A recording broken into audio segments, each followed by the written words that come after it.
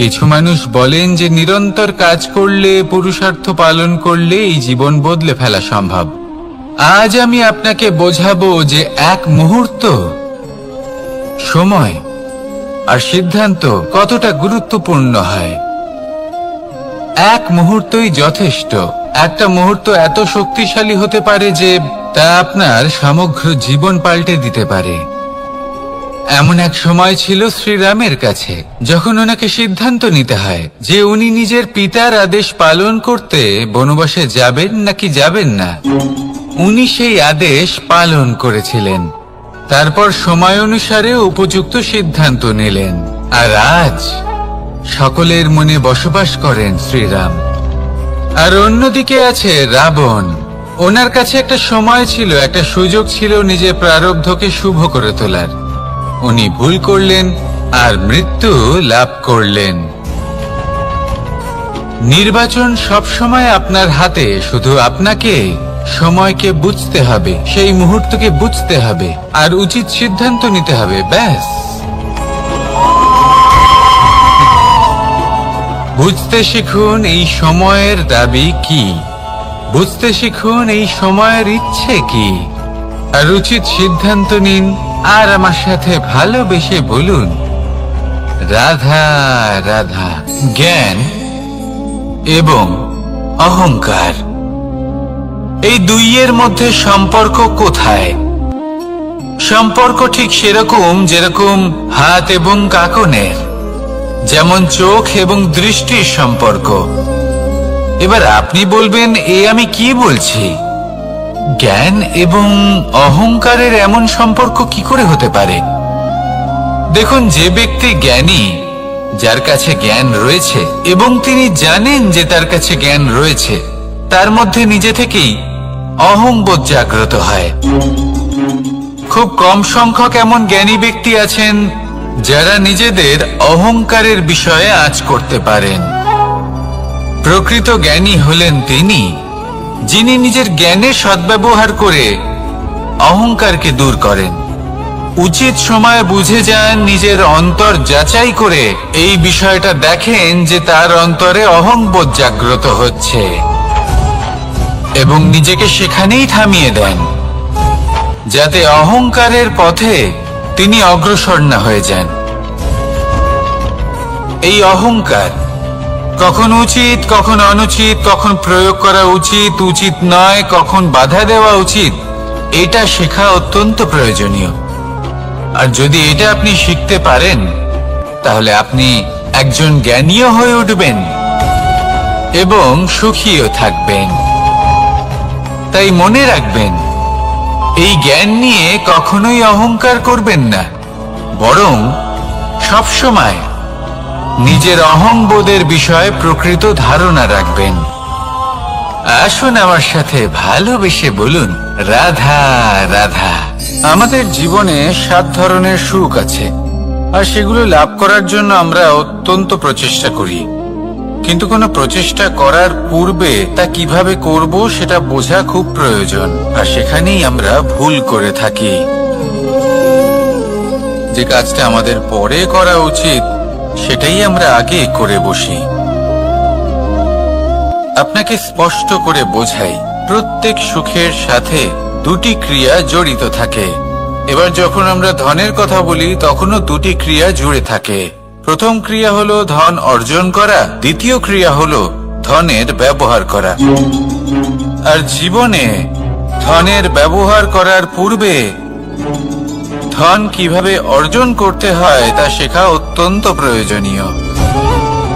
আমরা মন্দিরে যাই, ভগবানের আরাধনা করি, তার জন্য পুজো করি, ওনাকে প্রসন্ন করতে চাই, কিন্তু তার আগে ভগবানের ওপর আস্থা রাখা প্রয়োজনীয়। যদি আপনার অটল বিশ্বাস থাকে, তবেই আপনি প্রকৃত ভক্ত হয়ে উঠতে পারবেন। এবার যদি আপনি বক্তা হয়ে থাকেন, শ্রেষ্ঠ বক্তা হতে চান, এই সংসারের সামনে নিজের বক্তব্য রাখতে চান, তাহলে কথা বলার পূর্বে কথা শুনতে শিখুন। তবেই আপনি একজন শ্রেষ্ঠ বক্তা হয়ে উঠতে পারবেন। জীবনে সম্পর্ক স্থাপন করার আগে সম্পর্ক বজায় রাখতে শিখুন, তবেই আপনি একজন প্রকৃত সাথী হয়ে উঠবেন। জীবনে পরাজয় মানার পূর্বে বিজয়ী হওয়ার চেষ্টা কিভাবে করতে হয় সেটা শিখুন, তবেই আপনি একজন নিপুণ ব্যক্তি হয়ে উঠবেন। অন্তিম এবং সবথেকে গুরুত্বপূর্ণ কথা, জীবনে ভালোবাসা লাভ করার পূর্বে ভালোবাসা প্রদান করতে শিখুন, তবেই আপনি একজন প্রকৃত প্রেমী হয়ে উঠবেন। আসুন আমার সাথে ভালোবেসে বলুন, রাধা রাধা। এই সংসারের সবথেকে বড় যুদ্ধ কোনটা?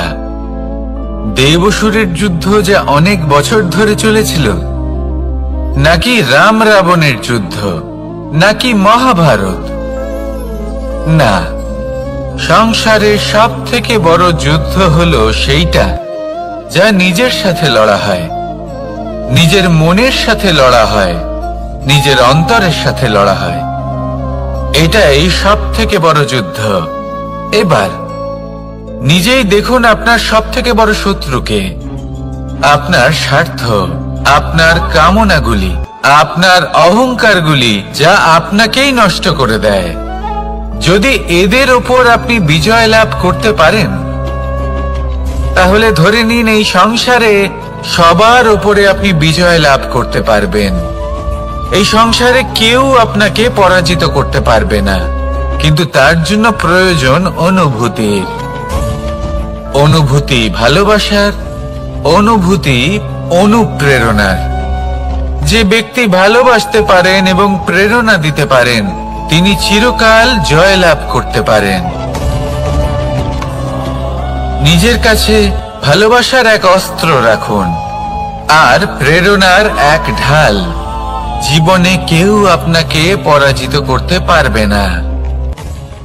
আসুন আর আমার সাথে ভালোবেসে বলুন, রাধা রাধা। সৌন্দর্য। মানুষ নিজের সৌন্দর্যের বিষয়ে কতটা ভাবে, চায় যে সে সব থেকে বেশি রূপবান হবে, সব থেকে বেশি সুন্দর হবে। কিন্তু সৌন্দর্যের পরিভাষা কি তা কি সে জানে? কোনো মাকে জিজ্ঞেস করুন, ওনার জন্য সৌন্দর্যের পরিভাষা ওনার সন্তান। কোনো ভক্তকে জিজ্ঞেস করুন, ওনার জন্য সৌন্দর্যের পরিভাষা ওনার ভগবান। শ্রীরামকে জিজ্ঞেস করুন, ওনার জন্য সৌন্দর্যের পরিভাষা হলো হনুমান। ভাঙা হানু, ফুলে যাওয়া মুখ, দেখতে গেলে উনি বানর, লম্বা লেজ, এত নিরীহ যে ওনাকে অমূল্য মালা দিলে সেটা ছিঁড়ে তার ভেতরে শ্রীরামকে খুঁজছিলেন। কিন্তু ওনার ভাবনা কত সুন্দর। উনি এটা বিশ্বাস করেন যে সংসারের যতই মূল্যবান জিনিস দিয়ে এই মালা তৈরি করা হোক না কেন, যদি এর মধ্যে শ্রীরাম না থাকেন, তাহলে এর মধ্যে কোনো অর্থ নেই। সৌন্দর্য রূপে নয়, ভাবনায় নিহিত থাকে। যদি আপনি সৌন্দর্য প্রাপ্ত করতে চান, তাহলে তা কর্মে নিয়ে আসুন, ভাবনায় এবং বিচারে নিয়ে আসুন। এই সৌন্দর্য আপনার সাথেই থাকবে। যদি আপনি সৌন্দর্যকে রূপের মধ্যে খোঁজেন, তাহলে কিছুক্ষণের জন্য পাবেন।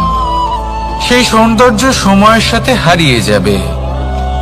সৌন্দর্য যদি পেতে চান, খুঁজতেই চান, তাহলে হৃদয় খুঁজুন, কর্মে খুঁজুন। মন প্রসন্ন হয়ে বলবে, রাধা রাধা। এই সংসারে মানুষ জন্মগ্রহণ করেন, বড় হতে থাকেন, পুরুষার্থ লাভ করেন, অর্জন করেন। অর্জন করা আসলে কি? বেশিরভাগ মানুষ বলেন অর্জন করা অর্থাৎ ধন সম্পত্তি অর্জন করা। আর কি অর্জন করা যায়? আর কি লাভ করা যায়? আসল প্রশ্ন হলো এটাই যে কি এমন আছে যা বাস্তব রূপে অর্জন করার যোগ্য। তা হলো ব্যবহার, জ্ঞান এবং সন্তোষ। কেন? কারণ আপনি যখন এই সংসার ছেড়ে চলে যাবেন, তখন আপনার ধন সম্পত্তি আপনাকে বিদায় জানাতে আসবে না।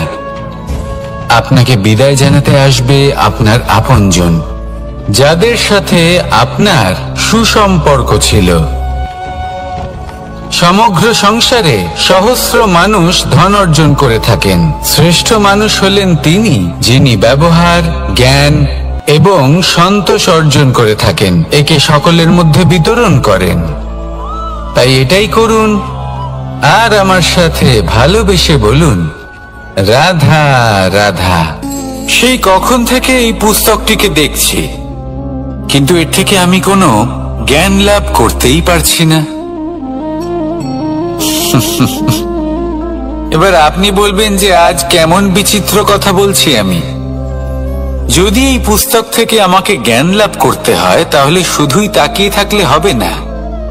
আমাকে এই পুস্তককে খুলতে হবে, পড়তে হবে, তাকে বুঝতে হবে, তবেই তো জ্ঞান প্রাপ্তি হবে। বড়ই সহজ একটা ব্যাপার, কিন্তু একে যাপন করা অত্যন্ত কঠিন, তাই না? আপনি নিজেকেই দেখে নিন। আপনার কাছে অনেক জ্ঞান রয়েছে। সহজ থেকে সহজতর জ্ঞানের কথা যদি বলি, আপনি এটুকু তো জানেন যে সত্যি কথা বলা ভালো কাজ, দান করা হলো পুণ্যের কাজ। আপনি জানেন যে পরিশ্রম করলে সাফল্য আসবে। এই জ্ঞান তো আমাদের কাছে রয়েছে, এমন অনেক জ্ঞান আমাদের কাছে রয়েছে, কিন্তু আলস্যের কারণে, অবহেলা করে আমরা শুধু এই জ্ঞান প্রয়োগ করতে পারি না, এই জ্ঞান যাপন করতে পারি না, একে আচরণে প্রয়োগ করতে পারি না, সেজন্য দুঃখী হয়ে যাই। তাই আপনার কাছে যা যা জ্ঞান আছে, যা যা জ্ঞান আপনি লাভ করেছেন, সেই জ্ঞান যাপন করা শুরু করুন, জীবনে প্রয়োগ করতে শুরু করুন। এই মন প্রত্যেকটি মুহূর্তে প্রসন্ন থাকবে, আর লক্ষ্য প্রাপ্ত করে এই মন বলবে, রাধা রাধা। একটা জলের ফোঁটাকে ফোঁটা নামে সম্বোধন করা হয়। অনেক ফোঁটা একত্রিত হলে সাগরের রূপ ধারণ করে। শুধু একটা পাতাকে পাতা বলা হয়, অন্য অনেক পাতার সাথে একত্রিত হলে তা গ্রন্থের রূপ ধারণ করে। একটা মাত্র সুতো অন্য সুতোর সাথে মিলিত হলে বস্ত্রের রূপ ধারণ করে। অনেক সংখ্যক ইট একত্রিত হলে মহলের রূপ ধারণ করে। সৈন্যরা একত্রিত হলে সৈন্যদল তৈরি হতে পারে। এটা হলো শক্তি সংগঠনের, এটাই হলো শক্তি একতার। তা সে বনস্পতি হোক বা কোনো ব্যক্তি হোক, কোনো মনোভাবই হোক, যদি একা থাকে তাহলে দুর্বল হয়ে পড়বে। যদি সংগঠিত থাকে তাহলে শক্তিও বাড়বে, আর আপনাকে সামনে এগিয়েও নিয়ে যাবে। তাই এই একতায় বিশ্বাস রাখুন, আর আমার সাথে ভালোবেসে বলুন, রাধা রাধা। এমন কিছু রয়েছে মানুষের মনে, তাদের জীবনে এমন এক আবেগ যা সর্বজন বিদিত, যা সবাই জানেন যে উপস্থিত আছে। সেটাকে আমরা সমস্যা বলে থাকি। এমনিতে আমরা সকলেই জানি যে এমন কোনো গৃহ নেই যেখানে মৃত্যুর ছায়া পড়েনি, এমন কোনো বৃক্ষ নেই যার দ্বারা ওষুধ তৈরি সম্ভব নয়, এমন কোনো অন্ন নেই যা সময়ের সাথে বিষ বা অমৃতে পরিণত হতে পারে। এবার এই সমস্যাগুলি কোনো ব্যক্তির জন্য সমস্যা হতে পারে, কিন্তু নিজে থেকে এরা কোনো সমস্যাই নয়। এরা আসে আমাদের সাহায্য করতে, আমাদের কিছু শেখাতে। আপনি নিজেই দেখুন, পর্বতের শিখর থেকে কোনো এক পাখি পড়ে গিয়ে নিজের প্রাণ ত্যাগ করলো। সেটা কখন সম্ভব? যখন সেই পাখি ওড়ার চেষ্টাই করে না। তখন যখন কোনো ব্যক্তি জলে পড়ে যান এবং ডুবে গিয়ে নিজের প্রাণ হারান, এর সম্ভাবনা কখন বেশি থাকে? যখন সেই ব্যক্তি সাঁতার কাটার চেষ্টাই করেন না। তখন এই সমস্যা প্রত্যেকের জীবনে থাকবেই, কিন্তু এটা মনে রাখা প্রয়োজনীয় যে কোনো সমস্যা পরিস্থিতির কারণে সমস্যা হয়ে ওঠে না।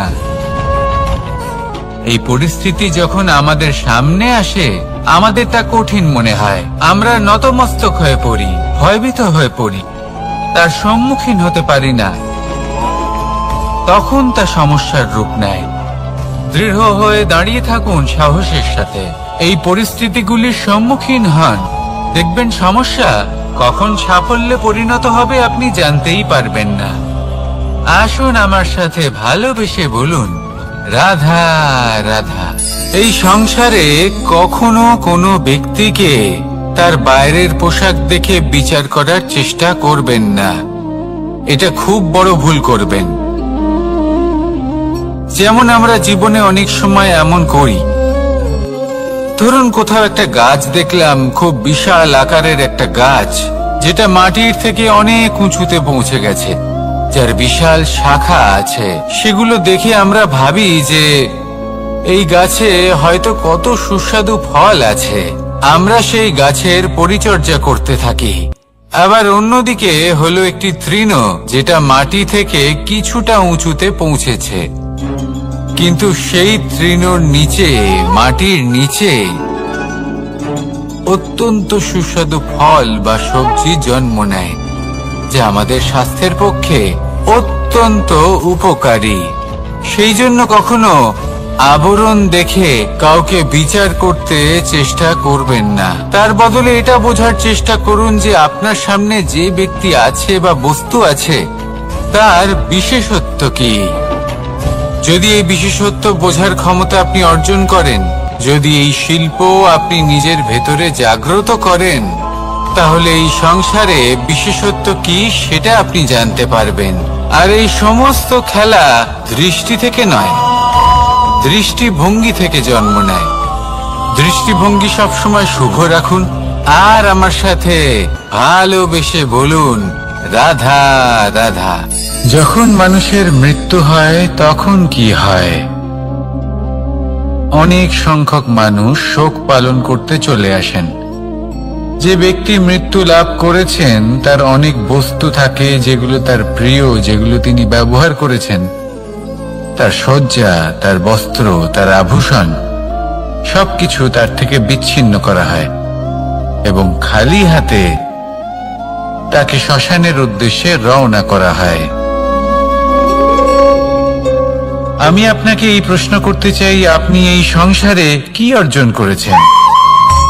ধন সম্পত্তি, বস্ত্র, আভূষণ, এই সব কিছু যে আপনি অর্জন করেছেন, আপনার মৃত্যুর পরে তা আপনার থেকে দূর হয়ে যাবে। এর উত্তর হলো একটাই, আপনার কর্ম। শুধু সেটাই আছে যে একান্ত আপনার, আর শুধু সেটাই এই সংসার থেকে চলে যাওয়ার পরেও সংসারেই জীবিত থাকবে। যদি আপনি দুষ্কর্ম করেন, তাহলে এই সংসার আপনাকে একটি অনুচিত উদাহরণ হিসেবে মনে রাখবে যে এই ব্যক্তি খুব পাপী ছিল, অনুচিত কর্ম করতেন। যে পথে তিনি চলেছেন সেই পথে কারোর চলা উচিত নয়। সেখানেই যদি আপনি সৎকর্ম করেন, তাহলে সংসার চিরকাল এটাই বলবে যে খুব ভালো মানুষ ছিলেন, সবাইকে ভালোবাসতেন, সবাইকে সাহায্য করতেন, আমার খুব প্রিয় মানুষ ছিলেন। এটাই হলো শ্রেষ্ঠ কর্ম। সেই জন্য জীবনে শুধুমাত্র ধন সম্পত্তি, আভূষণ এই সব অর্জন করতে গিয়ে নিজের মনোনিবেশ করবেন না। শ্রেষ্ঠ কর্ম করুন। সংসার থেকে চলে যাওয়ার পরেও এই কর্মই এই সংসারে আপনাকে জীবিত রাখবে। আসুন আমার সাথে ভালোবেসে বলুন, রাধা রাধা। আমরা সবাই সূর্যকে সম্মান করি, ওনাকে শ্রদ্ধা করি, ওনাকে পুজো করি। এই সূর্য আমাদের শক্তি প্রদান করেন, প্রকাশ প্রদান করেন। কখনো কখনো উষ্ণতা এতটাই বাড়িয়ে তোলেন, এতটাই তপ্ত করে তোলেন, আমাদের একথা মনে হয় যে আমাদের এই শরীর জ্বলে যাচ্ছে। তখনও আমরা বিরোধিতা করি না, তাকে কটু কথা শোনাই না, আমরা সসম্মানে তা গ্রহণ করি। কেন? কেন করি? কারণ আমরা জানি যে সন্ধেবেলা যখন সূর্যাস্ত হবে তখন শুধুমাত্র অন্ধকার বাকি থাকবে। ঠিক কিছুটা এরকমই হয় আমাদের মাতা পিতাও, যিনি আমাদের জন্ম দেন, আমাদের ভরণ পোষণ করেন, আমাদের বড় করেন, আমাদের প্রেম প্রদান করেন। কখনো কখনো তাদের মুখ থেকে কটু কথা নিঃসৃত হয়, আমাদের দুঃখ হয়, কিন্তু তখন আমাদের এটা বোঝা উচিত এগুলি নিঃসৃত হচ্ছে আমাদেরই মঙ্গলের জন্য। যেমন সূর্যদেব, উনিও উত্তাপ দিয়ে থাকেন আমাদেরই মঙ্গলের জন্য, যাতে ফসল পাকতে পারে, যাতে জল বাষ্প হয়ে মেঘ হতে পারে, বৃষ্টি হতে পারে, আর এই সংসারে নিরন্তর জলের প্রবাহ থাকে। আমাদের মাতা পিতা, তাদের কঠোর আচরণ, তাদের কঠোর অনুশাসনের পেছনে লুকিয়ে থাকে ওনাদের ভালোবাসা। আমাদের তা বুঝতে হবে, সসম্মানে ওনাদের গ্রহণ করতে হবে। কারণ ঠিক সূর্যাস্তের পরে যেমন চতুর্দিক অন্ধকারচ্ছন্ন হয়ে যায়, তেমনি আমাদের জীবন থেকে যখন আমাদের মাতা পিতা চলে যায় তখন আমাদের জীবনেও শুধু এবং শুধুমাত্র অন্ধকারই ছেয়ে থাকে। সেই জন্য নিজের মাতা পিতাকে সম্মান করুন, ওনাদের ভালোবাসা প্রদান করুন। এই মন আর এই জীবন প্রসন্ন হয়ে বলবে, রাধা রাধা। কিছু মানুষ বলেন যে নিরন্তর কাজ করলে, পুরুষার্থ পালন করলে এই জীবন বদলে ফেলা সম্ভব। আজ আমি আপনাকে বোঝাবো যে এক মুহূর্ত, সময় আর সিদ্ধান্ত কতটা গুরুত্বপূর্ণ হয়। এক মুহূর্তই যথেষ্ট। একটা মুহূর্ত এত শক্তিশালী হতে পারে যে তা আপনার সমগ্র জীবন পাল্টে দিতে পারে। এমন এক সময় ছিল শ্রীরামের কাছে, যখন ওনাকে সিদ্ধান্ত নিতে হয় যে উনি নিজের পিতার আদেশ পালন করতে বনবাসে যাবেন নাকি যাবেন না। উনি সেই আদেশ পালন করেছিলেন, তারপর সময় অনুসারে উপযুক্ত সিদ্ধান্ত নিলেন। আর আজ সকলের মনে বসবাস করেন শ্রীরাম। আর অন্যদিকে আছে রাবণ। ওনার কাছে একটা সময় ছিল, একটা সুযোগ ছিল নিজের প্রারব্ধকে শুভ করে তোলার। উনি ভুল করলেন আর মৃত্যু লাভ করলেন। নির্বাচন সবসময় আপনার হাতে, শুধু আপনাকে সময়কে বুঝতে হবে, সেই মুহূর্তকে বুঝতে হবে আর উচিত সিদ্ধান্ত নিতে হবে, ব্যাস। বুঝতে শিখুন এই সময়ের দাবি কি, বুঝতে শিখুন এই সময়ের ইচ্ছে কি, আর উচিত সিদ্ধান্ত নিন। আর আমার সাথে ভালোবেসে বলুন, রাধা রাধা। জ্ঞান এবং অহংকার, এই দুইয়ের মধ্যে সম্পর্ক কোথায়? সম্পর্ক ঠিক সেরকম যেরকম হাত এবং কাকনের, যেমন চোখ এবং দৃষ্টির সম্পর্ক। এবার আপনি বলবেন, এ আমি কি বলছি?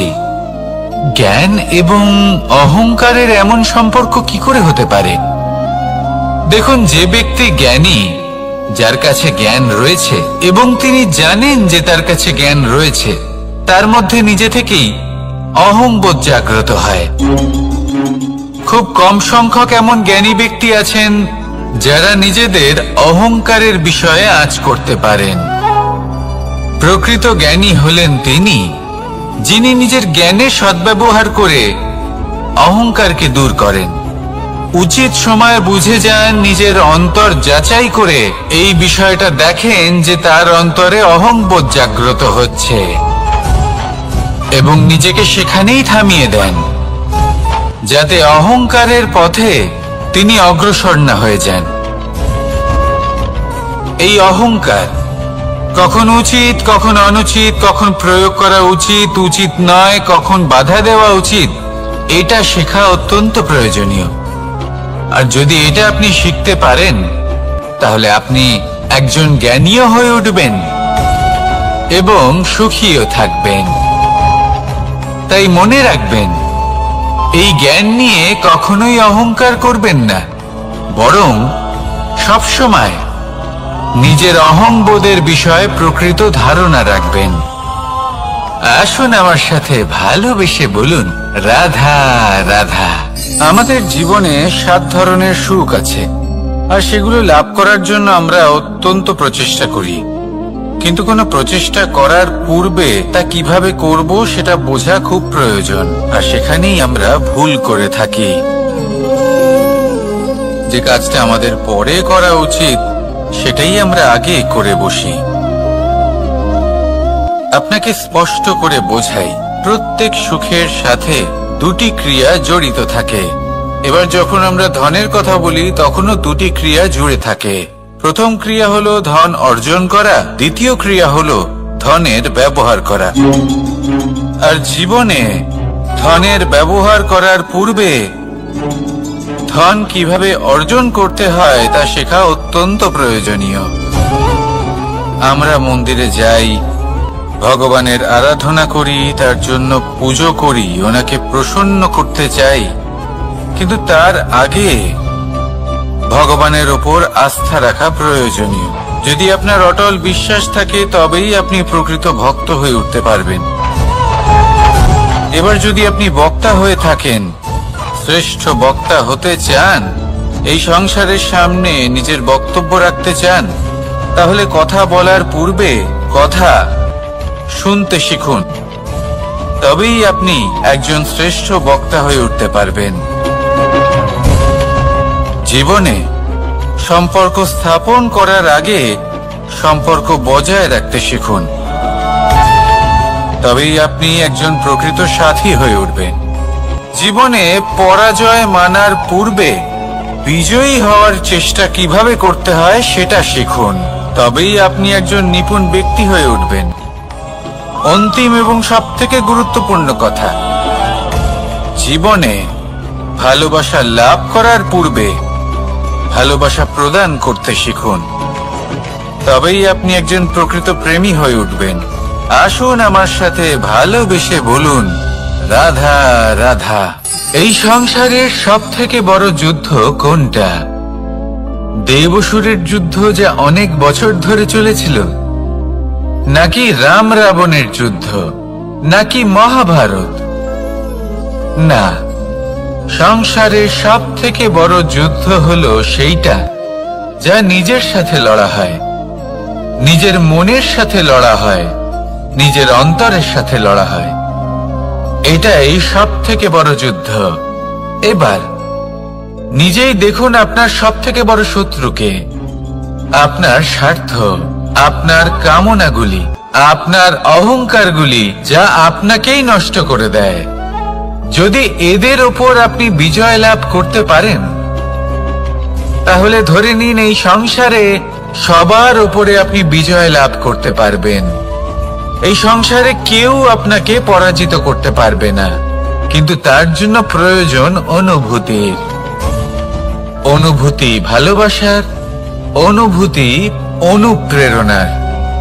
যে ব্যক্তি ভালোবাসতে পারেন এবং প্রেরণা দিতে পারেন, তিনি চিরকাল জয় লাভ করতে পারেন।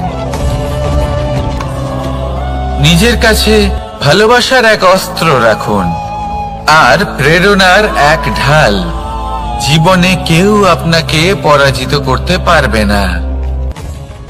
আসুন আর আমার সাথে ভালোবেসে বলুন, রাধা রাধা। সৌন্দর্য। মানুষ নিজের সৌন্দর্যের বিষয়ে কতটা ভাবে, চায় যে সে সব থেকে বেশি রূপবান হবে, সব থেকে বেশি সুন্দর হবে, কিন্তু সৌন্দর্যের পরিভাষা কি তা কি সে জানে? কোনো মাকে জিজ্ঞেস করুন, ওনার জন্য সৌন্দর্যের পরিভাষা ওনার সন্তান। কোনো ভক্তকে জিজ্ঞেস করুন, ওনার জন্য সৌন্দর্যের পরিভাষা ওনার ভগবান। শ্রীরামকে জিজ্ঞেস করুন, ওনার জন্য সৌন্দর্যের পরিভাষা হলো হনুমান। ভাঙা হানু, ফুলে যাওয়া মুখ, দেখতে গেলে উনি বানর, লম্বা লেজ, এত নিরীহ যে ওনাকে অমূল্য মালা দিলে সেটা ছিঁড়ে তার ভেতরে শ্রীরামকে খুঁজছিলেন। কিন্তু ওনার ভাবনা কত সুন্দর। উনি এটা বিশ্বাস করেন যে সংসারের যতই মূল্যবান জিনিস দিয়ে এই মালা তৈরি করা হোক না কেন, যদি এর মধ্যে শ্রীরাম না থাকেন তাহলে এর মধ্যে কোনো অর্থ নেই। সৌন্দর্য রূপে নয়, ভাবনায় নিহিত থাকে। যদি আপনি সৌন্দর্য প্রাপ্ত করতে চান তাহলে তা কর্মে নিয়ে আসুন, ভাবনায় এবং বিচারে নিয়ে আসুন। এই সৌন্দর্য আপনার সাথেই থাকবে। যদি আপনি সৌন্দর্যকে রূপের মধ্যে খোঁজেন তাহলে কিছুক্ষণের জন্য পাবেন, সেই সৌন্দর্য সময়ের সাথে হারিয়ে যাবে। সৌন্দর্য যদি পেতে চান, খুঁজতেই চান, তাহলে হৃদয় খুঁজুন, কর্মে খুঁজুন। মন প্রসন্ন হয়ে বলবে রাধা রাধা। এই সংসারে মানুষ জন্মগ্রহণ করেন, বড় হতে থাকেন, পুরুষার্থ লাভ করেন, অর্জন করেন। অর্জন করা আসলে কি? বেশিরভাগ মানুষ বলেন অর্জন করা অর্থাৎ ধন সম্পত্তি অর্জন করা। আর কি অর্জন করা যায়? আর কি লাভ করা যায়? আসল প্রশ্ন হলো এটাই যে কি এমন আছে যা বাস্তব রূপে অর্জন করার যোগ্য। তা হলো ব্যবহার, জ্ঞান এবং সন্তোষ। কেন? কারণ আপনি যখন এই সংসার ছেড়ে চলে যাবেন তখন আপনার ধন সম্পত্তি আপনাকে বিদায় জানাতে আসবে না।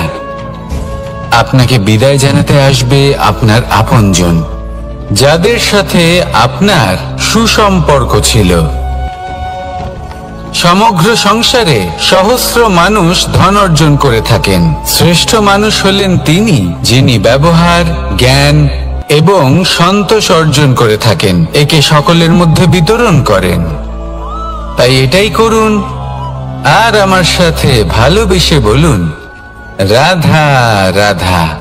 সেই কখন থেকে এই পুস্তকটিকে দেখছি, কিন্তু এর থেকে আমি কোনো জ্ঞান লাভ করতেই পারছি না।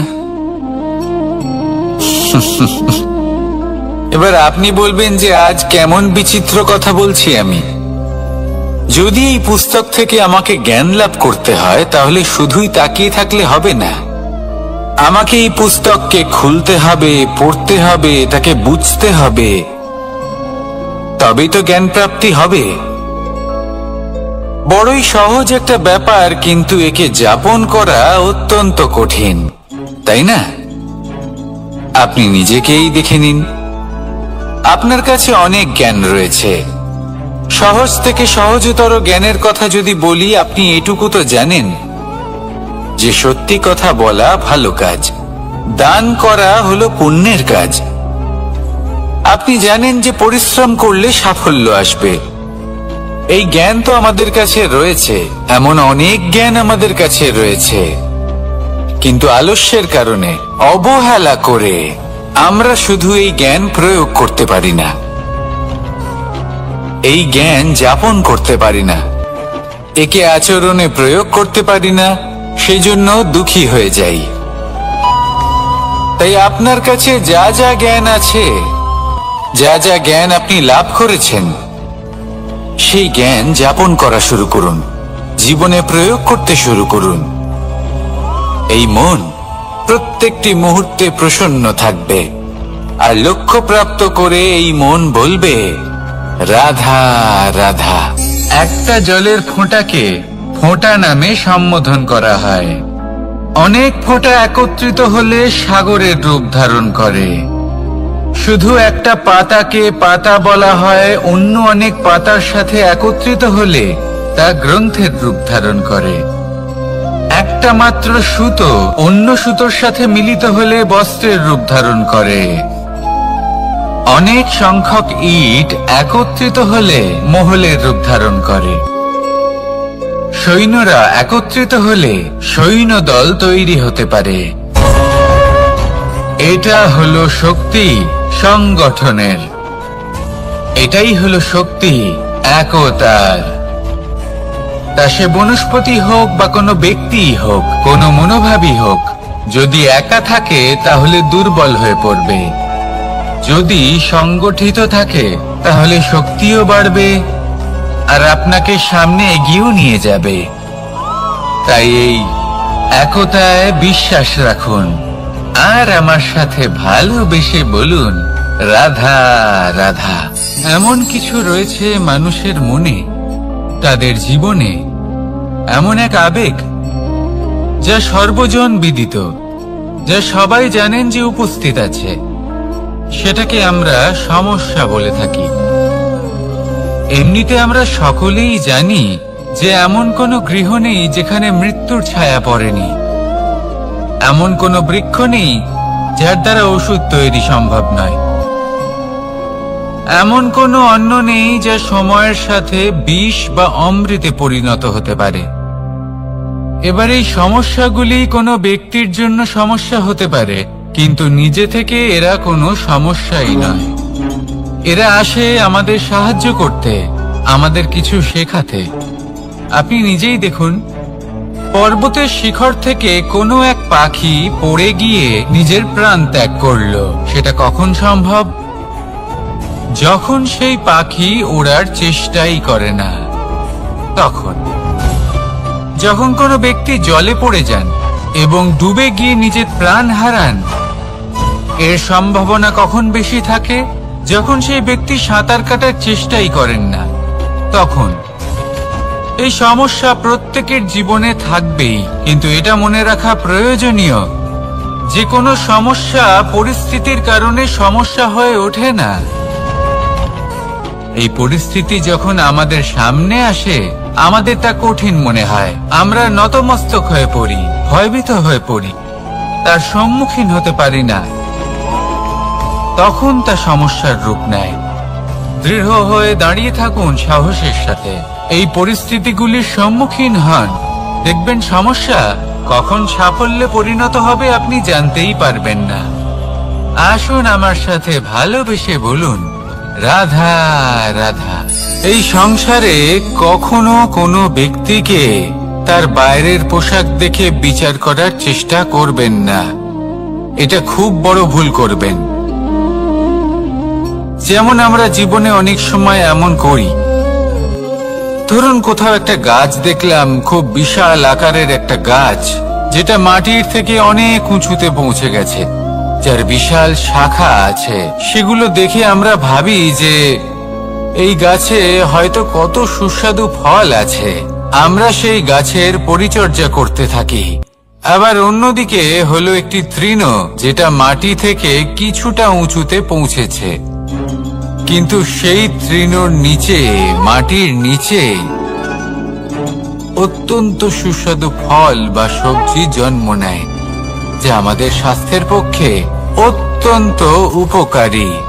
সেই জন্য কখনো আবরণ দেখে কাউকে বিচার করতে চেষ্টা করবেন না। তার বদলে এটা বোঝার চেষ্টা করুন যে আপনার সামনে যে ব্যক্তি আছে বা বস্তু আছে, তার বিশেষত্ব কি।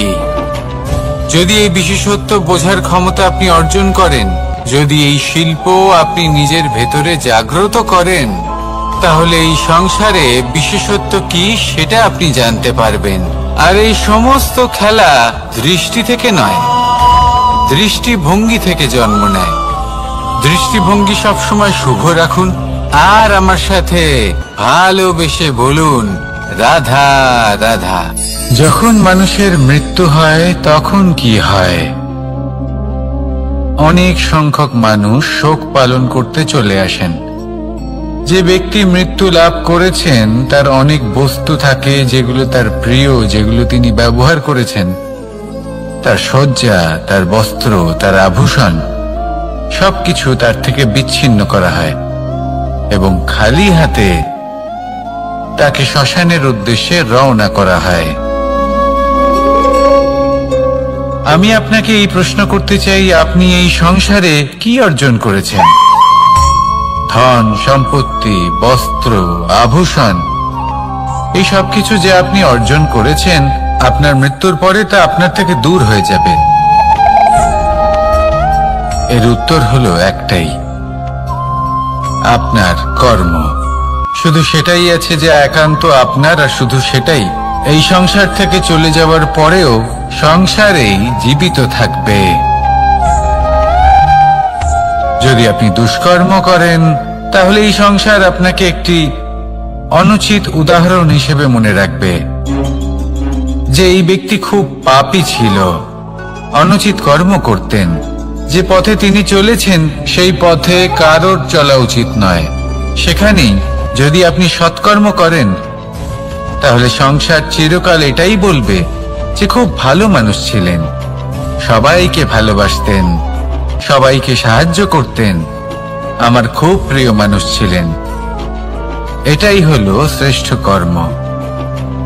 সেই জন্য জীবনে শুধুমাত্র ধন সম্পত্তি আভূষণ এই সব অর্জন করতে গিয়ে নিজের মনোনিবেশ করবেন না। কেউ বলে জীবন খুব ক্ষণস্থায়ী, কেউ বলে জীবন হলো একটা সুন্দর স্বপ্নের মতো, আবার কেউ বলবে জীবন হলো এক কঠোর সত্য। কিন্তু জীবন আসলে কি? জীবন হলো আপনারই প্রতিবিম্ব, একটা দর্পণ। অর্থাৎ আপনি জীবনকে সেইভাবেই পাবেন যেরকম আপনি নিজেকে প্রতিপন্ন করবেন। যদি আপনি দর্পণের দিকে তাকিয়ে হাসেন তাহলে আপনি সামনে হাসিমুখী দেখতে পাবেন। এবার যদি আপনি গম্ভীর হয়ে থাকেন তাহলে আপনি একজন রুষ্ট ব্যক্তি দেখতে পাবেন। শেষে সবথেকে বেশি গুরুত্বপূর্ণ হলো আপনার চেষ্টা।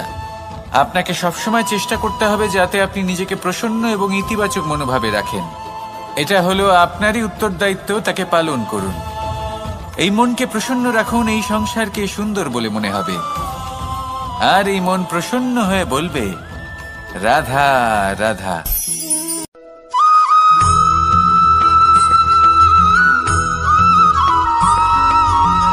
এই সংসারে প্রত্যেক মানুষ এটাই চান যে তিনি যেন ধনবান হন, আর্থিক অবস্থা তার ভালো থাকে, ওনার বাড়িতে লক্ষ্মীর আগমন হয়।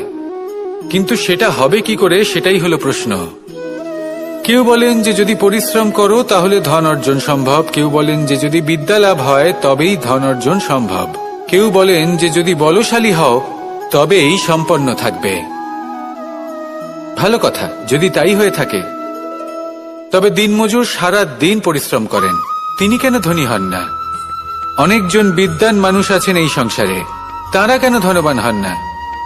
অনেক সংখ্যক বলশালী ব্যক্তি আছেন, তাদের কাছে ধন নেই কেন? তাদের কেন ধনের অভাব হয়? আবার এমনও কিছু মানুষ আছেন যারা পরিশ্রম করেন, তারা দিনমজুর, কিন্তু তারা ধন অর্জন করতে পারেন। কিছু বিদ্বান ব্যক্তি আছেন যাদের কাছে অধিক মাত্রায় ধন রয়েছে, কয়েকজন বলশালী ব্যক্তি রয়েছেন যাদের কাছে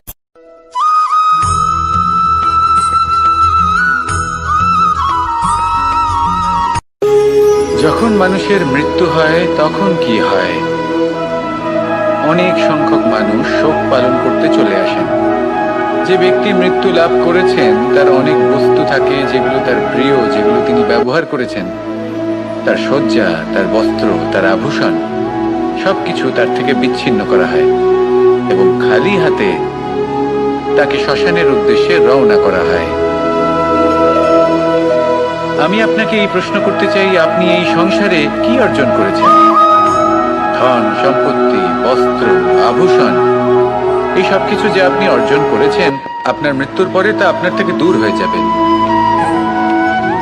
এর উত্তর হলো একটাই, আপনার কর্ম।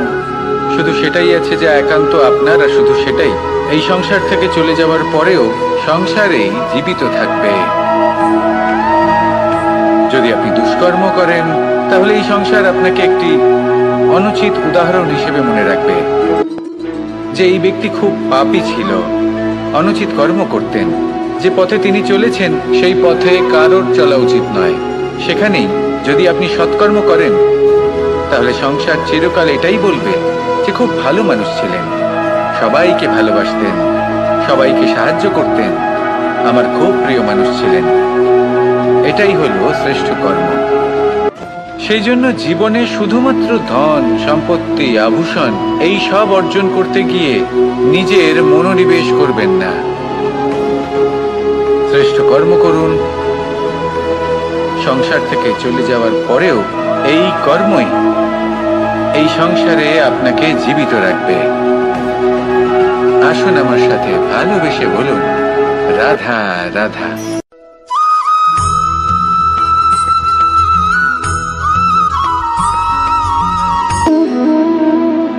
সম্পর্ক হলো আমাদের জীবনের একটি আধার। কিছু সম্পর্ক এমন যা আমরা জন্মসূত্রে লাভ করি, যেমন পরিবার, মা, বাবা। কিছু সম্পর্ক আছে যা আমরা জীবনে অর্জন করে থাকি, তা সে প্রেমের হোক, স্নেহের হোক বা বন্ধুত্বের। এই সকল সম্পর্ক লাভ করার বা গড়ে তোলার 5টি ধাপ রয়েছে। প্রথম ধাপ, কোনো ব্যক্তির সাথে আলাপ হওয়া, তার সাথে কথা বলা বা তাকে দেখা। দ্বিতীয় ধাপ, সে ব্যক্তিকে আমাদের ভালো লাগা। তৃতীয় ধাপ, আমাদের এটা চাইতে শুরু করা যে জীবনে এই ব্যক্তি যেন আমাদের বন্ধু হন, আমাদের জীবনে থাকেন, বা আমাদের কাউকে ভালোবেসে ফেলা। আর এটা আমাদের ভাবা বা চাওয়া যে সেই ব্যক্তি যেন আজীবন আমার সাথে থাকেন, আমার জীবনে আমার সাথী হয়ে। চতুর্থ ধাপ, লাভ করা। এবার এই ধাপটি অনেক মানুষের পক্ষেই খুবই সরল হয়, বড়ই সরলভাবে নিজেদের সঙ্গীকে লাভ করে থাকেন। কিছু মানুষের জন্য এই ধাপ অত্যন্ত কঠিন হয়ে থাকে। অনেক প্রতিকূল পরিস্থিতির উপর জয়লাভ করে তারা সঙ্গীকে লাভ করেন, কিন্তু লাভ অবশ্যই করেন। এরপরে আসে পঞ্চম, অন্তিম এবং সব থেকে গুরুত্বপূর্ণ ধাপ। সেটা হলো সেই সম্পর্ক পালন করা। এটা হলো এমন এক বিষয় যা প্রত্যেক মানুষের শেখা উচিত। যদি ব্যক্তি নিজের জীবনে সম্পর্ক রক্ষা করতে শিখে যান, তবে প্রত্যেক সম্পর্ক তার জীবনকে স্বর্গ করে তুলবে। আসুন আর আমার সাথে ভালোবেসে বলুন, রাধা রাধা।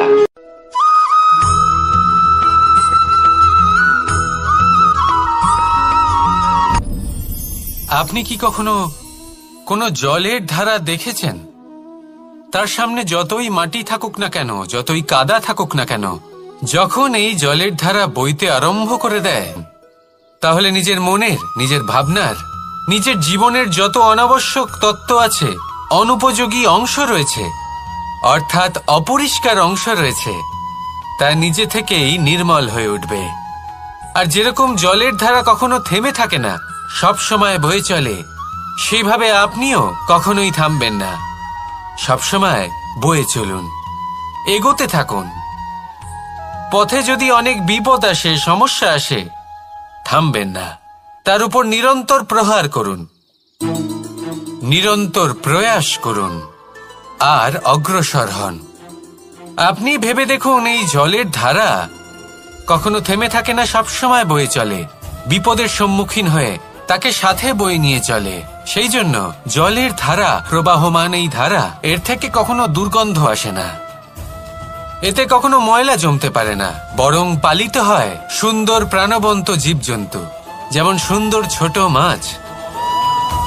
তাই আপনিও এটাই করুন, কখনো থামবেন না, শুধু চলতে থাকুন, জলের ধারার মতো বইতে থাকুন। আপনি আপনার লক্ষ্য অবশ্যই খুঁজে পাবেন, আর তার সাথে নিজের অন্তরের যে মালিন্য রয়েছে তা আপনি নিজেই নিজের থেকে দূরে করে দেবেন। তাহলে আসুন আর আমার সাথে ভালোবেসে বলুন, রাধা রাধা।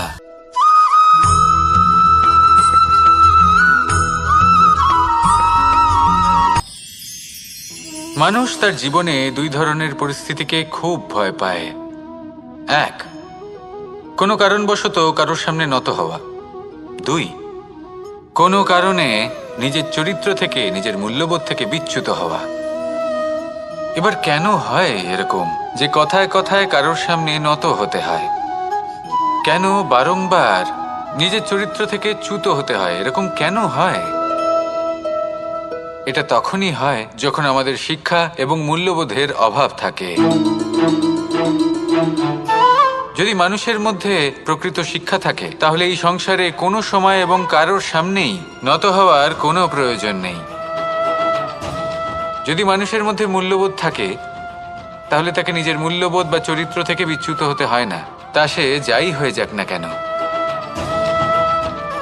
কোনো বালককে যদি জন্ম থেকেই সুশিক্ষার অধিকারী করা হয়, শিক্ষিত করা হয়, মূল্যবোধের অধিকারী করা হয়, তবে সে এই সংসারে এমন কর্ম করবে যাতে সে নিজেকে, নিজের পরিবারকে, সমগ্র সমাজকে গর্বিত করতে পারে।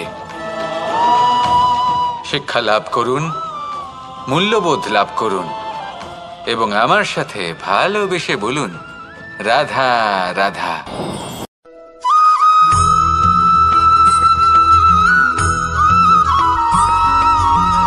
আপনি কখনো কোনো বাজকে নিজের বাসা বানাতে দেখেছেন? এই বাজ যখনই কোনো বাসা বানায় তখন উঁচু গাছের ডালে বা কোনো পর্বতের শিখরে বাসা বানায়, অনেক উচ্চতায়, আর সেখানে তার সন্তানও জন্মগ্রহণ করে।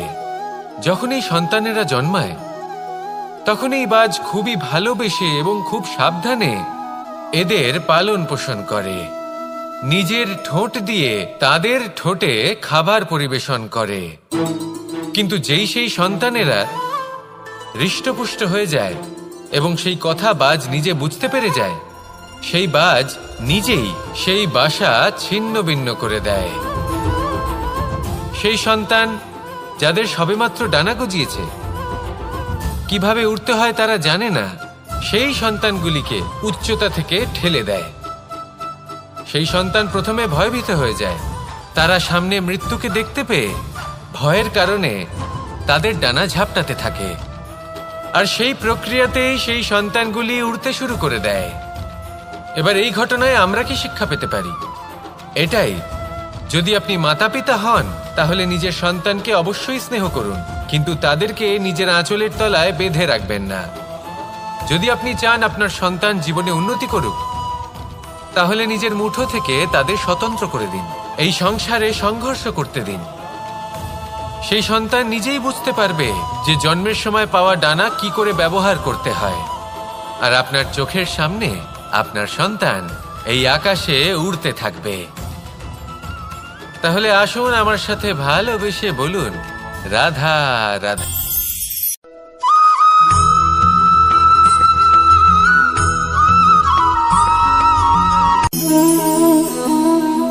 নিয়তি। রাধা আমাকে বলে, কৃষ্ণ, যদি তুমি জানো যে নিয়তিতে কি আছে তাহলে তাকে বদলে দাও না কেন? মহাদেব আমাকে বলেন যে শ্রীকৃষ্ণ, যদি আপনি এটা জানেন যে সাম্বের নিয়তি এটাই, তাহলে আপনি তাকে বদলানোর চেষ্টা কেন করেন? কেন? কারণ আমি একজন পিতা, আর পিতার কর্তব্য এটাই, তিনি যেন সম্ভাব্য সব চেষ্টা করেন নিজের সন্তানের মঙ্গলের জন্য। নিয়তি আমি জানি, কিন্তু এটাও আমি জানি যে কর্মের থেকে বড় আর কোনো নিয়তি হতে পারে না। অভিজ্ঞতাও রয়েছে যে কর্মের হাতে নিয়তির এই চক্র বদলে যেতে পারে। তাই জীবনে যদি আপনার কখনো এমন মনে হয় যে এটা তো অসম্ভব, তখনও চেষ্টা করা কখনোই ছাড়বেন না।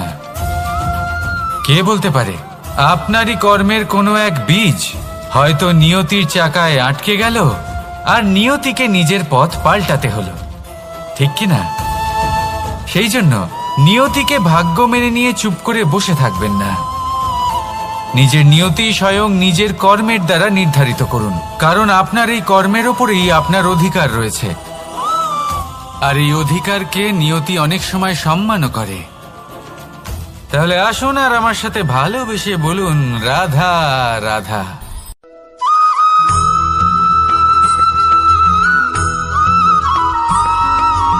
কখনো কখনো আমরা ভাবি যে কোনো ব্যক্তি যিনি ধর্মের পথে চলেছেন, যদি তার দ্বারা কোনো ভুল হয়ে থাকে তাহলে নিয়তি তাকে সেই মুহূর্তেই কঠোর শাস্তি দেন।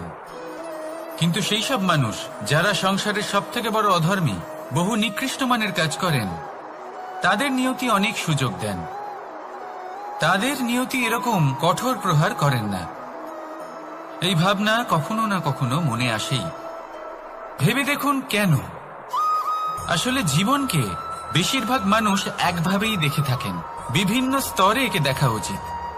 এবার আপনি বলুন, এই সংসারে কোনো অধর্মী কখনো প্রেরণার উৎস হতে পারেন? কখনোই নয়। যে মানুষ নিজের আত্মাকে মলিন করে ফেলেছেন, তিনি এই সংসারকে কিভাবে প্রেরণা যোগাবেন? উনি নিজেই বুঝতে পারেন না কোনটা করা উচিত, ধর্ম কোনটা।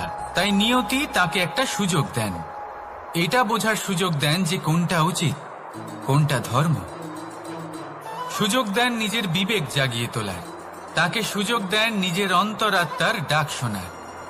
যখন তাতেও কাজ হয় না, তখন নিয়তির কাছে একটাই পথ বাকি থাকে, আর তা হলো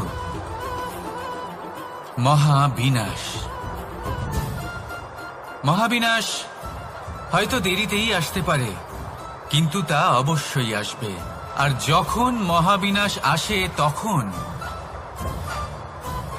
মহাবিনাশের যন্ত্রণা সমগ্র মানব জীবনের যন্ত্রণার থেকে অনেক বেশি হয়। এই কথাটা সবসময় মনে রাখবেন। আর অন্যদিকে যে মানুষ ধর্মের পথে চলছেন, তার দ্বারা যদি কোনো ভুল হয়ে থাকে, তখন নিয়তি তার পরীক্ষা নেন। কিছুক্ষণের জন্য মানুষের মনে হতে পারে নিয়তি তাকে কঠোর শাস্তি দিয়েছেন।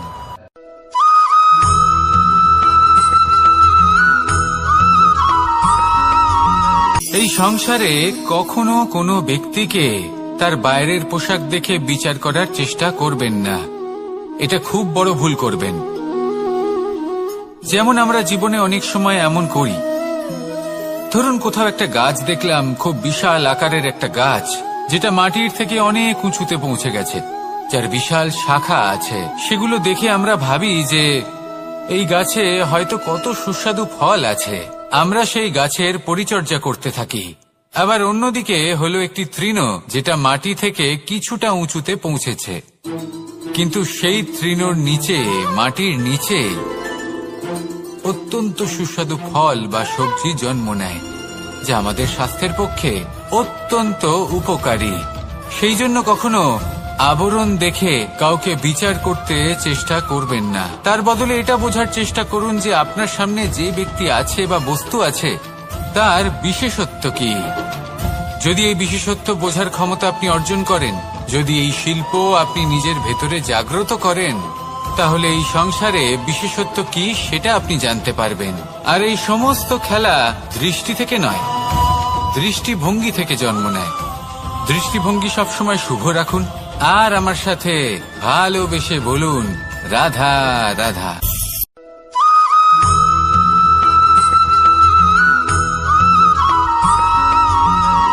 পুরুষার্থ। শাস্ত্রে 4 ধরনের পুরুষার্থের কথা বলা হয়েছে। প্রথম হলো ধর্ম। আপনি কি জানেন এই ধর্ম আসলে কি? আপনার কি মনে হয় ধর্ম আসলে কি? কোনো বিশেষ ঈশ্বরকে মানাই কি ধর্ম বলা হয়? নাকি কোনো বিশেষ রীতি পালন করাই হলো ধর্ম? নাকি কোনো বিশেষ সাহিত্যকে সর্বশ্রেষ্ঠ মনে করাই হলো ধর্ম? না, ধর্ম হলো সেটা যাকে ধারণ করা যেতে পারে। আর ধারণ শুধু সেটাই করা যায় যা পবিত্র। পবিত্র শুধু তাকেই বলা হয় যা নিঃস্বার্থ, যার মধ্যে শাসন করার কোনো ইচ্ছে নেই, যা সরলভাবেই প্রবাহমান, জল এবং বায়ুর মতো। যখন কোনো ব্যক্তি ধর্মকে ধারণ করেন এবং সেই ধর্ম সেই ব্যক্তিকে রক্ষা করে, তখন তাকে ধর্ম বলা হয়। ধর্ম যা রক্ষা করে অহংকার থেকে, খারাপ চিন্তার হাত থেকে। সেই জন্য পুরুষার্থ গড়ে তোলার আগে, ধর্ম পালন করার আগে, ধর্মের প্রকৃত অর্থ কি সেটা বুঝে নিন।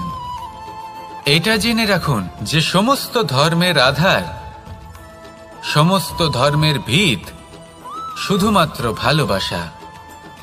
আসুন আর এই ভালোবাসার সাথেই বলুন, রাধা রাধা।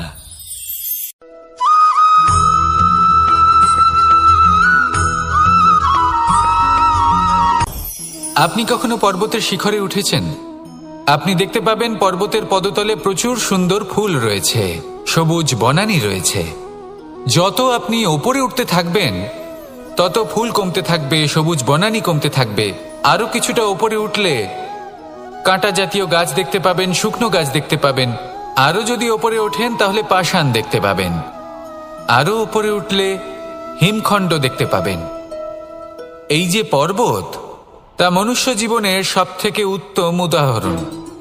মানুষ যখন সাফল্যের শিখরে পৌঁছতে চান, মহানুভবতার শিখরে পৌঁছতে চান, পথে যত আস্তে আস্তে উপরে উঠতে থাকেন, ততই ভৌতিক বস্তু তার থেকে বিচ্ছিন্ন হতে থাকে।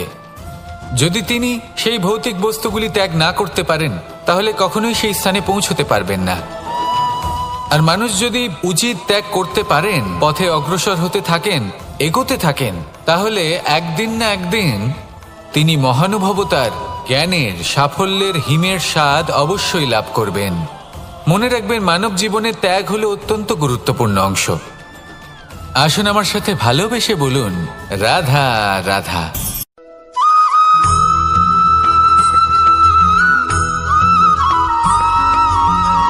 কেউ বলে জীবন খুব ক্ষণস্থায়ী, কেউ বলে জীবন হলো একটা সুন্দর স্বপ্নের মতো, আবার কেউ বলবে জীবন হলো এক কঠোর সত্য। কিন্তু জীবন আসলে কি? জীবন হলো আপনারই প্রতিবিম্ব, একটা দর্পণ। অর্থাৎ আপনি জীবনকে সেইভাবেই পাবেন যেরকম আপনি নিজেকে প্রতিপন্ন করবেন। যদি আপনি দর্পণের দিকে তাকিয়ে হাসেন, তাহলে আপনি সামনে হাসি মুখী দেখতে পাবেন। এবার যদি আপনি গম্ভীর হয়ে থাকেন, তাহলে আপনি একজন রুষ্ট ব্যক্তি দেখতে পাবেন। শেষে সবথেকে বেশি গুরুত্বপূর্ণ হলো আপনার চেষ্টা। আপনাকে সবসময় চেষ্টা করতে হবে যাতে আপনি নিজেকে প্রসন্ন এবং ইতিবাচক মনোভাবে রাখেন। এটা হলো আপনারই উত্তরদায়িত্ব, তাকে পালন করুন। এই মনকে প্রসন্ন রাখুন, এই সংসারকে সুন্দর বলে মনে হবে। আর এই মন প্রসন্ন হয়ে বলবে, রাধা রাধা।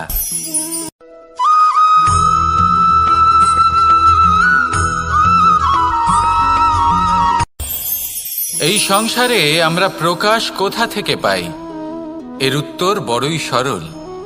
ভোরে যখন সূর্যোদয় হয়, তখন প্রকাশের কিরণ আমাদের ঘরে এসে পৌঁছয়। এইভাবেই আমরা প্রকাশ লাভ করি। এবার এই প্রকাশের আলোতেই আমরা সারাদিনের কাজ সম্পন্ন করি। সন্ধে হয়ে যায়, সূর্যাস্তও হয়ে যায়। আর আমাদের ঘর যাতে অন্ধকার না হয়, তার জন্য আমরা একটা প্রদীপ প্রজ্বলিত করি। এটাই ঘটে আমাদের জীবনেও। এবার প্রবাহমান আয়ুর সাথে আমরা আমাদের অন্তরে যদি একটা প্রদীপ প্রজ্বলিত করে নিই, তাহলে বিষয়টাই অন্যরকম হবে। এবার আপনি বলবেন, কোন প্রকাশের কথা বলছি যা আমাদের অন্তরে জাগ্রত করা সম্ভব?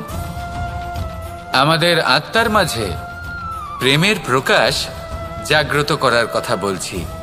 কারণ আমাদের এই জীবন, এও হলো দিনের আলোর মতো। আজ প্রকাশ আছে, কিন্তু কোনোদিন অবশ্যই অস্ত হবে। কিন্তু অস্ত হবার আগে যদি আমরা আমাদের আত্মার মাঝে প্রেমের এই প্রকাশ উজ্জ্বলিত করে নিই, তাহলে আমাদের সন্ধ্যাকালও আমরা আনন্দে এবং প্রেমে যাপন করব। তাহলে আসুন আর আমার সাথে ভালোবেসে বলুন, রাধা রাধা।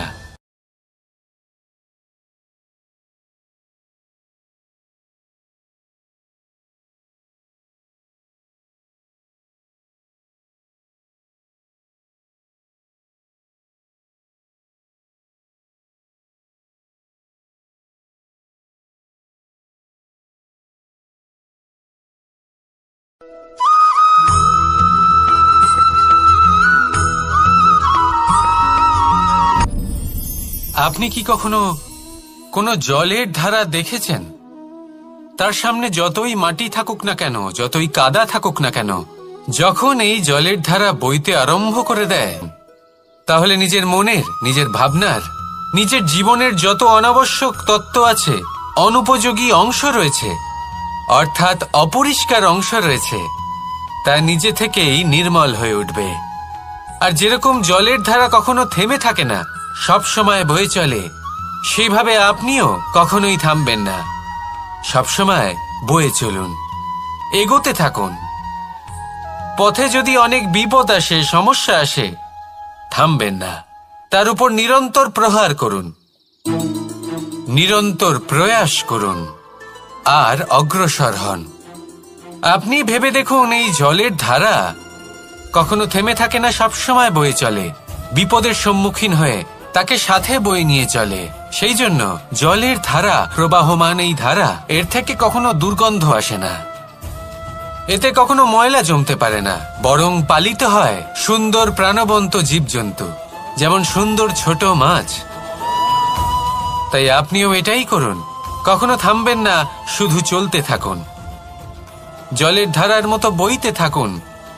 আপনি আপনার লক্ষ্য অবশ্যই খুঁজে পাবেন, আর তার সাথে নিজের অন্তরের যে মালিন্য রয়েছে, তা আপনি নিজেই নিজের থেকে দূরে করে দেবেন।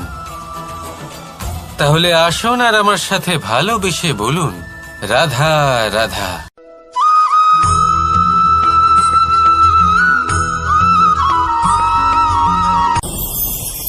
ভয়ের সাথে আমরা সবাই পরিচিত, কষ্টও আমরা সবাই পেয়েছি। কখনো কখনো আমরা অসুস্থ হয়ে পড়ি, আর এমন সময় হলে মাতার মমতা, কখনো বাবার স্নেহ, কখনো বন্ধুদের পাশে থাকার অনুভূতি আমাদের রোগ নিরাময়ে সাহায্য করে। কখনো যদি আমরা নিরাশ হয়ে পড়ি, তখন যদি আমাদের কোনো আপনজন আমাদের দুটো ভালো কথা বলে, তখন আমাদের মনোবল বেড়ে যায়। ঠিক তেমন সংসারের এই রঙ্গমঞ্চে যদি আপনি পীড়িত অনুভব করেন, কিছু শুভ কথা আলোচনা করুন, কিছু স্তুতি গান করুন, কিছু মুহূর্তের জন্য হলেও নিজের ইষ্টদেবের কথা স্মরণ করুন আর প্রার্থনা করুন। সাহস বাড়বে, শক্তিও বৃদ্ধি পাবে এবং সামনে এগিয়ে চলার পথও দেখতে পাবেন। তখন এই মন প্রসন্ন হয়ে বলবে, রাধা রাধা।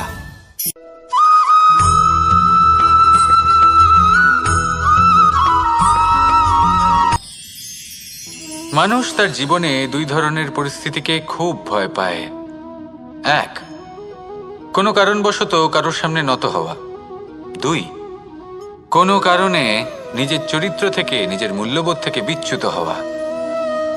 এবার কেন হয় এরকম যে কথায় কথায় কারোর সামনে নত হতে হয়? কেন বারংবার নিজের চরিত্র থেকে চ্যুত হতে হয়? এরকম কেন হয়? এটা তখনই হয় যখন আমাদের শিক্ষা এবং মূল্যবোধের অভাব থাকে।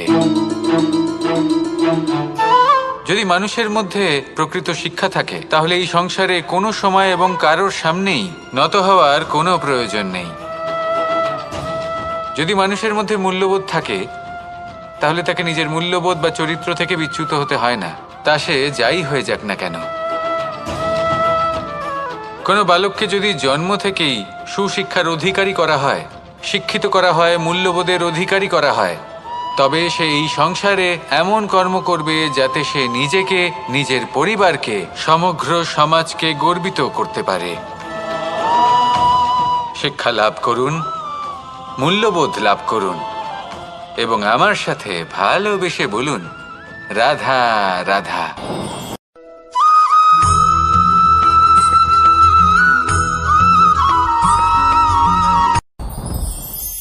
সাথী। সাথী এই শব্দটির ব্যাখ্যা কে কিভাবে করে? মিত্র, সখা, বন্ধু। কিন্তু অর্থ একটাই, তিনি যিনি আপনার সঙ্গী হন আর তিনি যার সাথী আপনি হন। এবার সব থেকে বড় প্রশ্ন হলো এটাই যে তিনি কে হতে পারেন যাকে আপনি আপনার সাথী বলে মেনে নিতে পারেন, নিজের সখা, নিজের মিত্র, নিজের বন্ধু মেনে নিতে পারেন। আপনার সাথী হলেন তিনি যিনি দুঃখের সময় আপনার পাশে থাকবেন, আপনার হাত ধরে থাকবেন। আপনার সাথী হলেন তিনি যার হাত আপনি নিজের সুখের দিনে ধরে থাকবেন। সেই সাথীরই হাত ধরুন যিনি দুঃখে সবসময় আপনাকে সাহায্য করার জন্য তৎপর হয়ে থাকেন, আপনার পাশে থাকেন, আর যাকে সুখের দিনে আপনি আপনার সাথে রাখতে পারেন। আর যখন আপনার সাথে আপনার এই সাথী থাকবে, তখন আপনি এটা বুঝবেন যে যখন জীবনে দুঃখ আসে, তখন এই দুঃখ কমে যায়, সবার মধ্যে ভাগ হয়ে যায়। আর যদি তখন সুখ আসে, তাহলে সেটা সবার উপস্থিতিতে আরো বেড়ে যায়। এটাই হলো প্রেম, এটাই হলো ভালোবাসা, এটাই হলো সঙ্গ। যেমন সম্পর্ক আমার আর রাধার মাঝে। তাহলে আসুন আর আমার সাথে ভালোবেসে বলুন, রাধা রাধা।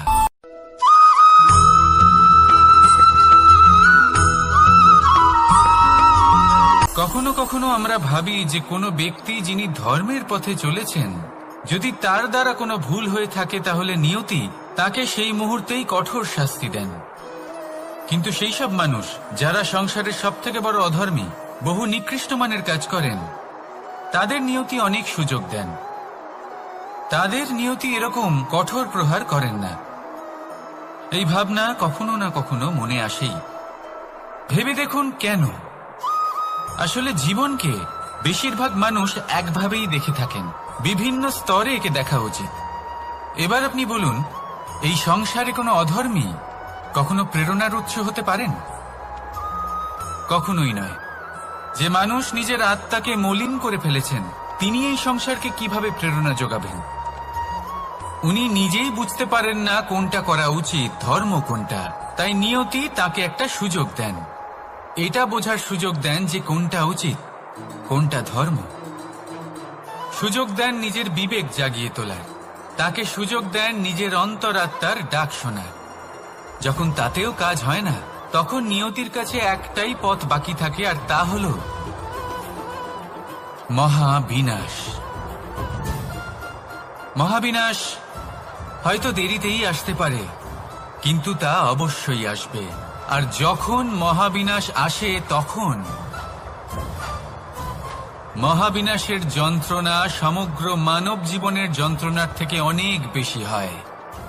এই কথাটা সবসময় মনে রাখবেন। আর অন্যদিকে যে মানুষ ধর্মের পথে চলছেন, তার দ্বারা যদি কোনো ভুল হয়ে থাকে, তখন নিয়তি তার পরীক্ষা নেন। কিছুক্ষণের জন্য মানুষের মনে হতে পারে নিয়তি তাকে কঠোর শাস্তি দিয়েছেন।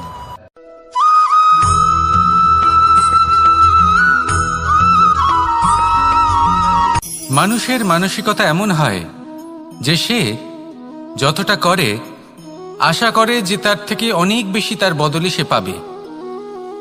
দেখুন, সবকিছুই আপনার ভাবনা চিন্তার উপর নির্ভর করছে। আপনি যদি ফলের বিষয়ে ভেবে কর্ম করতে থাকেন, তাহলে সেটা অনুচিত। জীবনের আসল আনন্দ হল নিজের কর্ম করতে থাকা, ফলের চিন্তা করা উচিত নয়। যদি আপনি এরকম ভাবেন যে আমি এতটা করছি, আমার এতটা পাওয়া উচিত, সেই ভাবনা অনুচিত। যদি আপনি সেবার মানসিকতা নিয়ে কর্ম করতে থাকেন, কর্মচক্রে প্রবাহিত হন, যদি আপনি এমন ভাবনা রাখেন যে আমি এতটা পাচ্ছি, তাই এর থেকে অনেক বেশি আমি কর্ম করব, তাহলে নিশ্চিতরূপে আপনি যতটা করছেন তার থেকে অনেক বেশি আপনি পাবেন। আপনার আশার থেকে অনেক বেশি আপনি পাবেন। শুধু জীবনে অনেক বেশি কাজ করতে থাকুন, ফলের চিন্তা করবেন না। আর মনে রাখবেন, এই ভাবনাই সব থেকে বড় বীজ। কর্মের উপর বিশ্বাস রাখুন। জীবনে যা যা আপনি চান সবই সুখময় হবে। আসুন আর আমার সাথে ভালোবেসে বলুন, রাধা রাধা।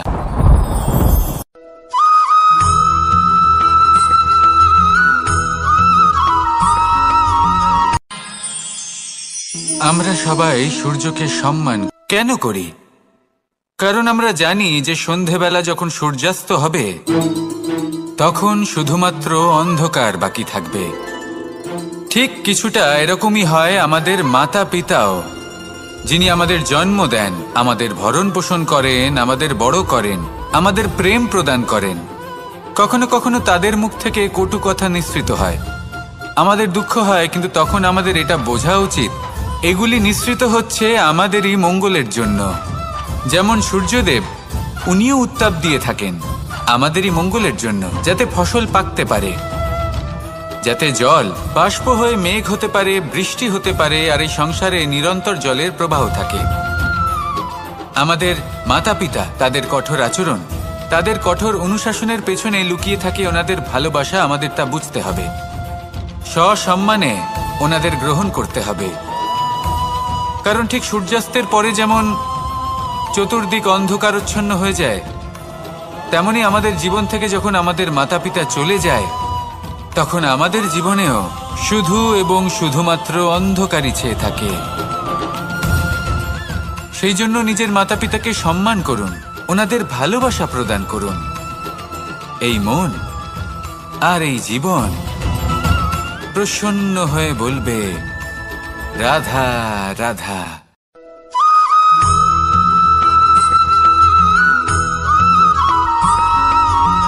এই সংসারে কখনো কোনো ব্যক্তিকে তার বাইরের পোশাক দেখে বিচার করার চেষ্টা করবেন না, এটা খুব বড় ভুল করবেন।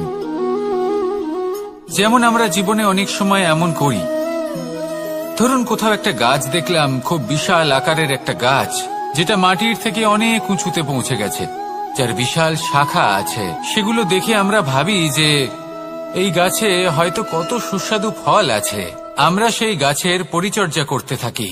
আবার অন্যদিকে হলো একটি তৃণ, যেটা মাটি থেকে কিছুটা উঁচুতে পৌঁছেছে, কিন্তু সেই তৃণর নিচে, মাটির নিচে অত্যন্ত সুস্বাদু ফল বা সবজি জন্ম নেয়, যা আমাদের স্বাস্থ্যের পক্ষে অত্যন্ত উপকারী।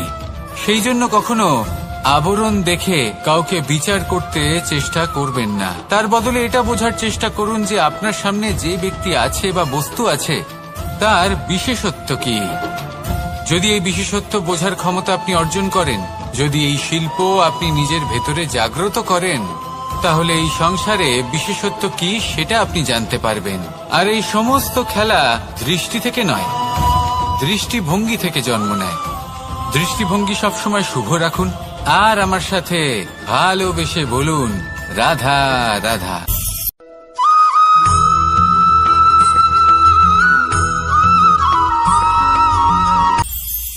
এটা হলো ধান গাছ। এর থেকে যে চাল উৎপন্ন হয় তা মানুষ গ্রহণ করেন। আর এটা কি? এ হলো জংলি ঘাস। একবার ভেবে দেখুন, যদি এই জংলি ঘাস ধান গাছের আশেপাশে থাকে তাহলে কি হবে? ধান উৎপন্ন হতে পারবে? তা উৎকৃষ্ট হতে পারবে? আমরা কি তা গ্রহণ করতে পারবো? কখনোই নয়। এই জংলি ঘাস ধানকে নষ্ট করে দেবে, কিন্তু নিজে জীবিত থাকবে। এটাই হলো আজকের শিক্ষা। এই সংসারে যদি আপনি নীতির পথে চলতে চান, উচিত কর্ম করতে চান, সংসারকে সেবা করতে চান, তাহলে জংলি ঘাসের মতো ব্যক্তিদের থেকে সবসময় দূরে থাকতে হবে। সেই ব্যক্তি যারা দুর্নীতি এবং মিথ্যা দ্বারা পরিপূর্ণ, যাদের ব্যবহার অশুভ, যাদের অনেক অশুভ গুণ রয়েছে, তারা সঠিক নয়। সেই সকল ব্যক্তি যাদের চরিত্র অত্যন্ত দুষ্ট হয়, তারা হয় শুভ চরিত্রের ব্যক্তিকে একদম নষ্ট করে দেয়, নয় নিজের মতো বানিয়ে তোলে। তাই যদি আপনি নীতির পথে চলতে চান, এই সংসারের জন্য শুভ কর্ম করতে চান, তাহলে সেই সঙ্গ লাভ করুন যে সঙ্গ জ্ঞানে পরিপূর্ণ, যাদের মধ্যে অনেক গুণ আছে, যাদের থেকে প্রতিদিন কিছু শিখতে পারবেন। এমন ব্যক্তির সাথে জীবন অতিবাহিত করুন। দুরাচারীদের থেকে দূরে থাকুন। তবেই এই মন প্রসন্ন হয়ে বলবে, রাধা রাধা।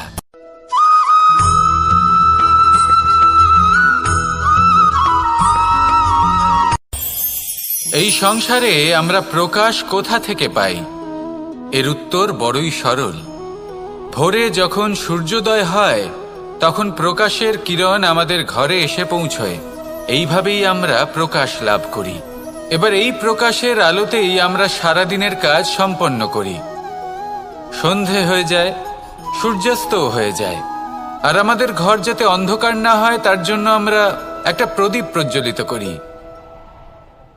এটাই ঘটে আমাদের জীবনেও। এবার প্রবাহমান আয়ুর সাথে আমরা আমাদের অন্তরে যদি একটা প্রদীপ প্রজ্বলিত করে নিই, তাহলে বিষয়টাই অন্যরকম হবে। এবার আপনি বলবেন, কোন প্রকাশের কথা বলছি যা আমাদের অন্তরে জাগ্রত করা সম্ভব? আমাদের আত্মার মাঝে প্রেমের প্রকাশ জাগ্রত করার কথা বলছি। কারণ আমাদের এই জীবন, এও হলো দিনের আলোর মতো। আজ প্রকাশ আছে, কিন্তু কোনোদিন অবশ্যই অস্ত হবে। কিন্তু অস্ত হবার আগে যদি আমরা আমাদের আত্মার মাঝে প্রেমের এই প্রকাশ উজ্জ্বলিত করে নিই, তাহলে আমাদের সন্ধ্যাকালও আমরা আনন্দে এবং প্রেমে যাপন করব। তাহলে আসুন আর আমার সাথে ভালোবেসে বলুন, রাধা রাধা।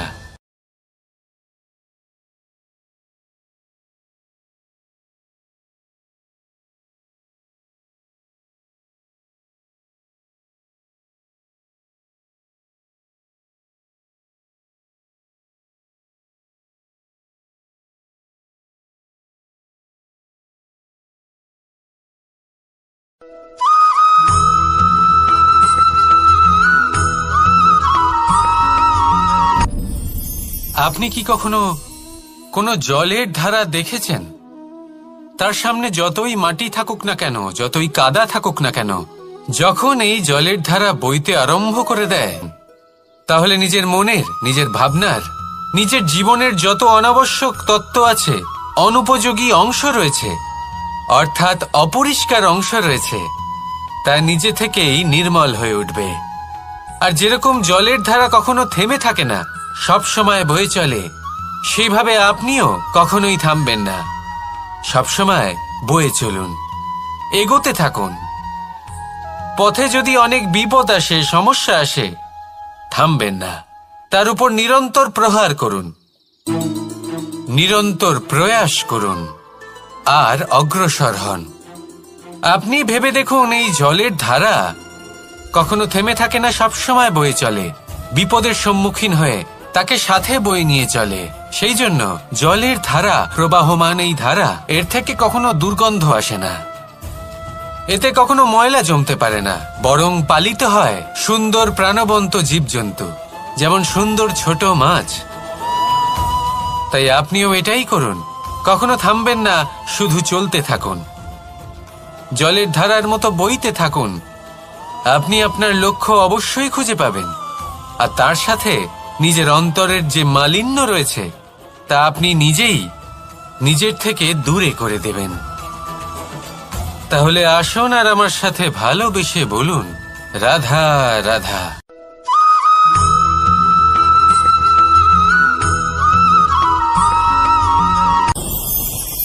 ভয়ের সাথে আমরা সবাই পরিচিত, কষ্টও আমরা সবাই পেয়েছি। কখনো কখনো আমরা অসুস্থ হয়ে পড়ি, আর এমন সময় হলে মাতার মমতা, কখনো বাবার স্নেহ, কখনো বন্ধুদের পাশে থাকার অনুভূতি আমাদের রোগ নিরাময়ে সাহায্য করে। কখনো যদি আমরা নিরাশ হয়ে পড়ি, তখন যদি আমাদের কোনো আপনজন আমাদের দুটো ভালো কথা বলে, তখন আমাদের মনোবল বেড়ে যায়। ঠিক তেমন সংসারের এই রঙ্গমঞ্চে যদি আপনি পীড়িত অনুভব করেন, কিছু শুভ কথা আলোচনা করুন, কিছু স্তুতি গান করুন, কিছু মুহূর্তের জন্য হলেও নিজের ইষ্টদেবের কথা স্মরণ করুন আর প্রার্থনা করুন। সাহস বাড়বে, শক্তিও বৃদ্ধি পাবে এবং সামনে এগিয়ে চলার পথও দেখতে পাবেন। তখন এই মন প্রসন্ন হয়ে বলবে, রাধা রাধা।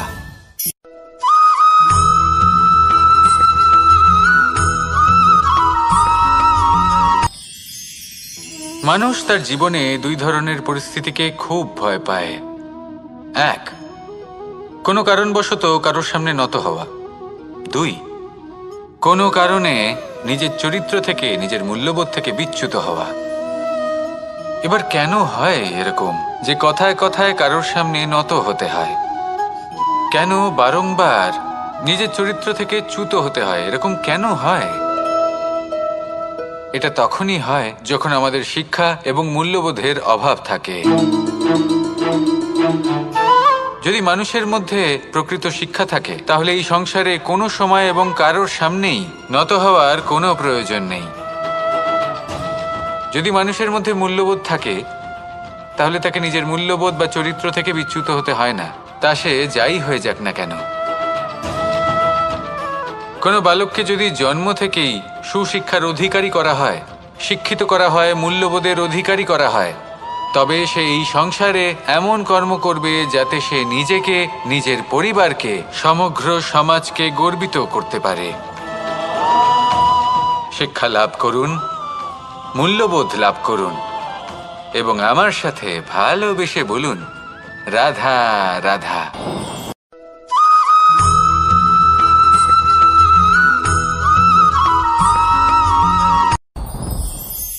সাথী। সাথী এই শব্দটির ব্যাখ্যা কে কিভাবে করে? মিত্র, সখা, বন্ধু। কিন্তু অর্থ একটাই, তিনি যিনি আপনার সঙ্গী হন আর তিনি যার সাথী আপনি হন। এবার সব থেকে বড় প্রশ্ন হলো এটাই যে তিনি কে হতে পারেন যাকে আপনি আপনার সাথী বলে মেনে নিতে পারেন, নিজের সখা, নিজের মিত্র, নিজের বন্ধু মেনে নিতে পারেন। আপনার সাথী হলেন তিনি যিনি দুঃখের সময় আপনার পাশে থাকবেন, আপনার হাত ধরে থাকবেন। আপনার সাথী হলেন তিনি যার হাত আপনি নিজের সুখের দিনে ধরে থাকবেন। সেই সাথীরই হাত ধরুন যিনি দুঃখে সবসময় আপনাকে সাহায্য করার জন্য তৎপর হয়ে থাকেন, আপনার পাশে থাকেন, আর যাকে সুখের দিনে আপনি আপনার সাথে রাখতে পারেন। আর যখন আপনার সাথে আপনার এই সাথী থাকবে, তখন আপনি এটা বুঝবেন যে যখন জীবনে দুঃখ আসে, তখন এই দুঃখ কমে যায়, সবার মধ্যে ভাগ হয়ে যায়। আর যদি তখন সুখ আসে, তাহলে সেটা সবার উপস্থিতিতে আরো বেড়ে যায়। এটাই হলো প্রেম, এটাই হলো ভালোবাসা, এটাই হলো সঙ্গ, যেমন সম্পর্ক আমার আর রাধার মাঝে। তাহলে আসুন আর আমার সাথে ভালোবেসে বলুন, রাধা রাধা।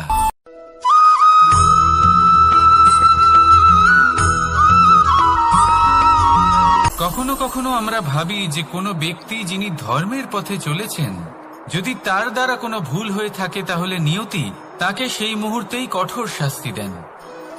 কিন্তু সেই সব মানুষ যারা সংসারের সবথেকে বড় অধর্মী, বহু নিকৃষ্ট মানের কাজ করেন, তাদের নিয়তি অনেক সুযোগ দেন। তাদের নিয়তি এরকম কঠোর প্রহার করেন না। এই ভাবনা কখনো না কখনো মনে আসেই। ভেবে দেখুন কেন? আসলে জীবনকে বেশিরভাগ মানুষ একভাবেই দেখে থাকেন, বিভিন্ন স্তরে একে দেখা উচিত। এবার আপনি বলুন, এই সংসারে কোনো অধর্মী কখনো প্রেরণার উৎস হতে পারেন? কখনোই নয়। যে মানুষ নিজের আত্মাকে মলিন করে ফেলেছেন, তিনি এই সংসারকে কিভাবে প্রেরণা যোগাবেন? উনি নিজেই বুঝতে পারেন না কোনটা করা উচিত, ধর্ম কোনটা। তাই নিয়তি তাকে একটা সুযোগ দেন, এটা বোঝার সুযোগ দেন যে কোনটা উচিত, কোনটা ধর্ম। সুযোগ দেন নিজের বিবেক জাগিয়ে তোলার, তাকে সুযোগ দেন নিজের অন্তরাত্মার ডাক শোনার। যখন তাতেও কাজ হয় না, তখন নিয়তির কাছে একটাই পথ বাকি থাকে, আর তা হল মহাবিনাশ। মহাবিনাশ হয়তো দেরিতেই আসতে পারে, কিন্তু তা অবশ্যই আসবে। আর যখন মহাবিনাশ আসে, তখন মহাবিনাশের যন্ত্রণা সমগ্র মানব জীবনের যন্ত্রণার থেকে অনেক বেশি হয়। এই কথাটা সবসময় মনে রাখবেন। আর অন্যদিকে যে মানুষ ধর্মের পথে চলছেন, তার দ্বারা যদি কোনো ভুল হয়ে থাকে, তখন নিয়তি তার পরীক্ষা নেন। কিছুক্ষণের জন্য মানুষের মনে হতে পারে নিয়তি তাকে কঠোর শাস্তি দিয়েছেন।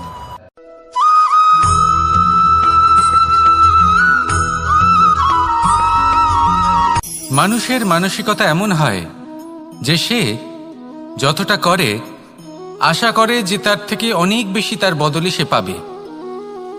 দেখুন, সবকিছুই আপনার ভাবনা চিন্তার উপর নির্ভর করছে। আপনি যদি ফলের বিষয়ে ভেবে কর্ম করতে থাকেন, তাহলে সেটা অনুচিত। জীবনের আসল আনন্দ হল নিজের কর্ম করতে থাকা, ফলের চিন্তা করা উচিত নয়। যদি আপনি এরকম ভাবেন যে আমি এতটা করছি, আমার এতটা পাওয়া উচিত, সেই ভাবনা অনুচিত। যদি আপনি সেবার মানসিকতা নিয়ে কর্ম করতে থাকেন, কর্মচক্রে প্রবাহিত হন, যদি আপনি এমন ভাবনা রাখেন যে আমি এতটা পাচ্ছি, তাই এর থেকে অনেক বেশি আমি কর্ম করব, তাহলে নিশ্চিতরূপে আপনি যতটা করছেন তার থেকে অনেক বেশি আপনি পাবেন। আপনার আশার থেকে অনেক বেশি আপনি পাবেন। শুধু জীবনে অনেক বেশি কাজ করতে থাকুন, ফলের চিন্তা করবেন না।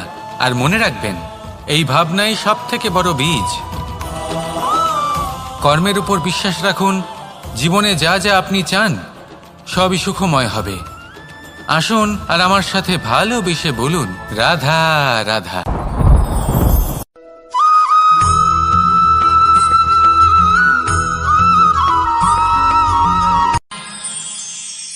আমরা সবাই সূর্যকে সম্মান কেন করি? কারণ আমরা জানি যে সন্ধেবেলা যখন সূর্যাস্ত হবে, তখন শুধুমাত্র অন্ধকার বাকি থাকবে। ঠিক কিছুটা এরকমই হয় আমাদের মাতা পিতাও, যিনি আমাদের জন্ম দেন, আমাদের ভরণ পোষণ করেন, আমাদের বড় করেন, আমাদের প্রেম প্রদান করেন। কখনো কখনো তাদের মুখ থেকে কটু কথা নিঃসৃত হয়, আমাদের দুঃখ হয়, কিন্তু তখন আমাদের এটা বোঝা উচিত এগুলি নিঃসৃত হচ্ছে আমাদেরই মঙ্গলের জন্য। যেমন সূর্যদেব, উনিও উত্তাপ দিয়ে থাকেন আমাদেরই মঙ্গলের জন্য, যাতে ফসল পাকতে পারে, যাতে জল বাষ্প হয়ে মেঘ হতে পারে, বৃষ্টি হতে পারে, আর এই সংসারে নিরন্তর জলের প্রবাহ থাকে। আমাদের মাতা পিতা, তাদের কঠোর আচরণ, তাদের কঠোর অনুশাসনের পেছনে লুকিয়ে থাকে ওনাদের ভালোবাসা। আমাদের তা বুঝতে হবে, সসম্মানে ওনাদের গ্রহণ করতে হবে। কারণ ঠিক সূর্যাস্তের পরে যেমন চতুর্দিক অন্ধকারচ্ছন্ন হয়ে যায়, তেমনি আমাদের জীবন থেকে যখন আমাদের মাতা পিতা চলে যায়, তখন আমাদের জীবনেও শুধু এবং শুধুমাত্র অন্ধকারই ছেয়ে থাকে। সেই জন্য নিজের মাতা পিতাকে সম্মান করুন, ওনাদের ভালোবাসা প্রদান করুন।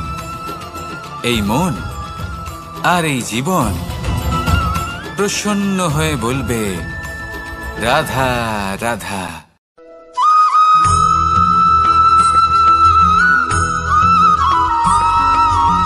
এই সংসারে কখনো কোনো ব্যক্তিকে তার বাইরের পোশাক দেখে বিচার করার চেষ্টা করবেন না। এটা খুব বড় ভুল করবেন। যেমন আমরা জীবনে অনেক সময় এমন করি, ধরুন কোথাও একটা গাছ দেখলাম, খুব বিশাল আকারের একটা গাছ, যেটা মাটির থেকে অনেক উঁচুতে পৌঁছে গেছে, যার বিশাল শাখা আছে। সেগুলো দেখে আমরা ভাবি যে এই গাছে হয়তো কত সুস্বাদু ফল আছে। আমরা সেই গাছের পরিচর্যা করতে থাকি। আবার অন্যদিকে হলো একটি তৃণ, যেটা মাটি থেকে কিছুটা উঁচুতে পৌঁছেছে, কিন্তু সেই তৃণর নিচে, মাটির নিচে অত্যন্ত সুস্বাদু ফল বা সবজি জন্ম নেয়, যা আমাদের স্বাস্থ্যের পক্ষে অত্যন্ত উপকারী। সেই জন্য কখনো আবরণ দেখে কাউকে বিচার করতে চেষ্টা করবেন না। তার বদলে এটা বোঝার চেষ্টা করুন যে আপনার সামনে যে ব্যক্তি আছে বা বস্তু আছে তার বিশেষত্ব কি। যদি এই বিশেষত্ব বোঝার ক্ষমতা আপনি অর্জন করেন, যদি এই শিল্প আপনি নিজের ভেতরে জাগ্রত করেন, তাহলে এই সংসারে বিশেষত্ব কি সেটা আপনি জানতে পারবেন। আর এই সমস্ত খেলা দৃষ্টি থেকে নয়, দৃষ্টিভঙ্গি থেকে জন্ম নেয়। দৃষ্টিভঙ্গি সবসময় শুভ রাখুন আর আমার সাথে ভালোবেসে বলুন রাধা রাধা।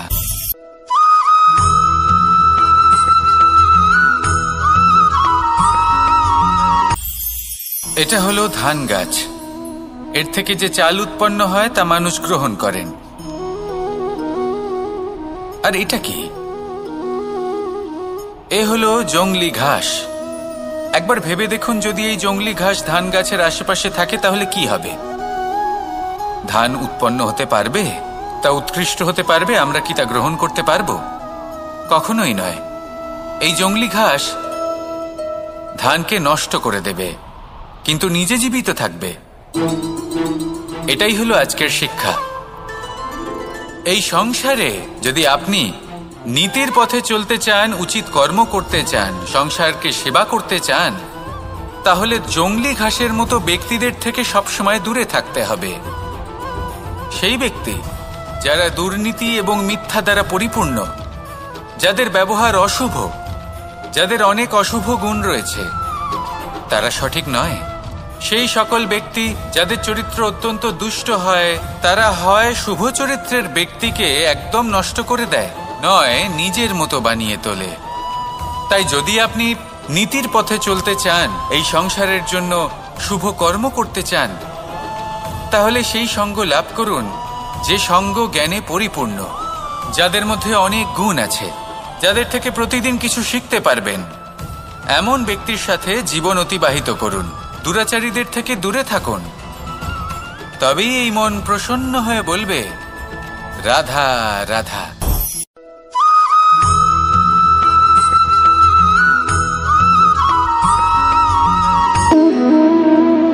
সম্পর্ক হলো আমাদের জীবনের একটি আধার। কিছু সম্পর্ক এমন যা আমরা জন্মসূত্রে লাভ করি, যেমন পরিবার, মা, বাবা। কিছু সম্পর্ক আছে যা আমরা জীবনে অর্জন করে থাকি, তা সে প্রেমের হোক, স্নেহের হোক বা বন্ধুত্বের। এই সকল সম্পর্ক লাভ করার বা গড়ে তোলার 5টি ধাপ রয়েছে। প্রথম ধাপ, কোনো ব্যক্তির সাথে আলাপ হওয়া, তার সাথে কথা বলা বা তাকে দেখা। দ্বিতীয় ধাপ, সে ব্যক্তিকে আমাদের ভালো লাগা। তৃতীয় ধাপ, আমাদের এটা চাইতে শুরু করা যে জীবনে এই ব্যক্তি যেন আমাদের বন্ধু হন, আমাদের জীবনে থাকেন, বা আমাদের কাউকে ভালোবেসে ফেলা। আর এটা আমাদের ভাবা বা চাওয়া যে সেই ব্যক্তি যেন আজীবন আমার সাথে থাকেন, আমার জীবনে আমার সাথী হয়ে। চতুর্থ ধাপ, লাভ করা। এবার এই ধাপটি অনেক মানুষের পক্ষেই খুবই সরল হয়, বড়ই সরলভাবে নিজেদের সঙ্গীকে লাভ করে থাকেন। কিছু মানুষের জন্য এই ধাপ অত্যন্ত কঠিন হয়ে থাকে। অনেক প্রতিকূল পরিস্থিতির উপর জয়লাভ করে তারা সঙ্গীকে লাভ করেন, কিন্তু লাভ অবশ্যই করেন। এরপরে আসে পঞ্চম, অন্তিম এবং সবথেকে গুরুত্বপূর্ণ ধাপ। সেটা হলো সেই সম্পর্ক পালন করা। এটা হলো এমন এক বিষয় যা প্রত্যেক মানুষের শেখা উচিত। যদি ব্যক্তি নিজের জীবনে সম্পর্ক রক্ষা করতে শিখে যান, তবে প্রত্যেক সম্পর্ক তার জীবনকে স্বর্গ করে তুলবে। আসুন আর আমার সাথে ভালোবেসে বলুন, রাধা রাধা।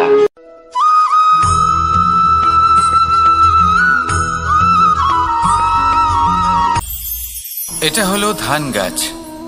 এর থেকে যে চাল উৎপন্ন হয় তা মানুষ গ্রহণ করেন। আর এটা কি?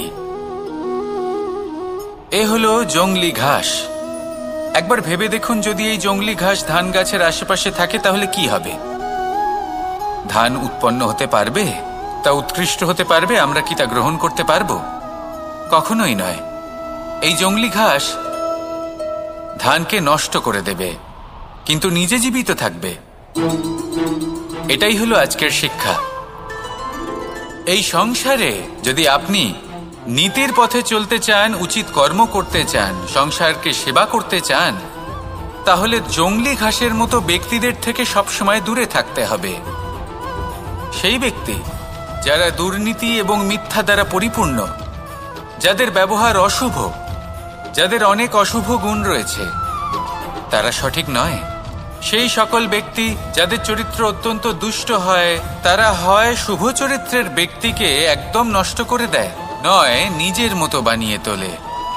তাই যদি আপনি নীতির পথে চলতে চান, এই সংসারের জন্য শুভ কর্ম করতে চান, তাহলে সেই সঙ্গ লাভ করুন যে সঙ্গ জ্ঞানে পরিপূর্ণ, যাদের মধ্যে অনেক গুণ আছে, যাদের থেকে প্রতিদিন কিছু শিখতে পারবেন।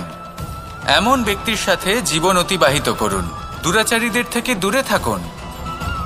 তবেই এই মন প্রসন্ন হয়ে বলবে, রাধা রাধা।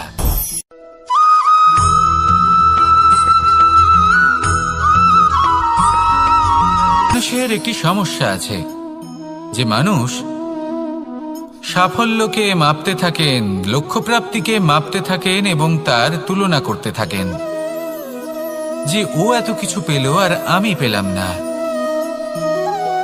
ওর কাছে এত কিছু আছে কিন্তু আমার কাছে নেই। এই তুলনা করার জন্য ওনারা দুঃখী হয়ে পড়েন, নিরাশ হয়ে পড়েন। তাই আমি একটা প্রশ্ন করছি যে এটা কি উচিত? এই সংসারে আপনি কি নিয়ে তুলনা করবেন, যেখানে সূর্যদেব চন্দ্রমা দুজনেই আছেন, দুজনেই হলেন বিশেষ, দুজনেই নিজ নিজ সময়ে উদিত হন। এদের মধ্যে একজন না থাকলে তাহলে আমাদের জীবন কঠিন হয়ে পড়বে।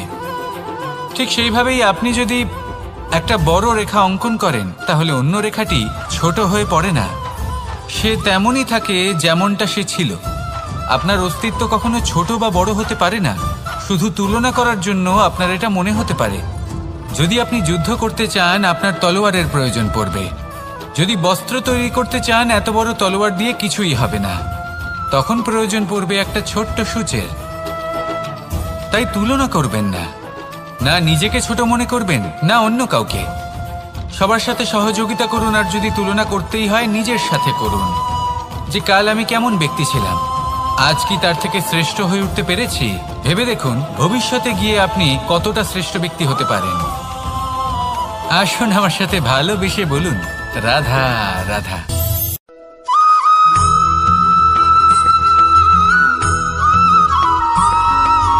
ফিরে আসছিলেন এবং তাদের ফেরার পথে হঠাৎ করে কোথাও থেকে একটি বাছুর চলে এলো। এই দুই বোন ভয়ভীত হয়ে গেলেন, আর তাদের হাত থেকে সেই আটা পড়ে গেল, মাটিতে মিশে গেল। এবার এই পুরো ঘটনাক্রমে যদি কারোর বিন্দুমাত্র লাভ হয়ে থাকে, বিন্দুমাত্র আনন্দ পেয়ে থাকে, তাহলে সে কে?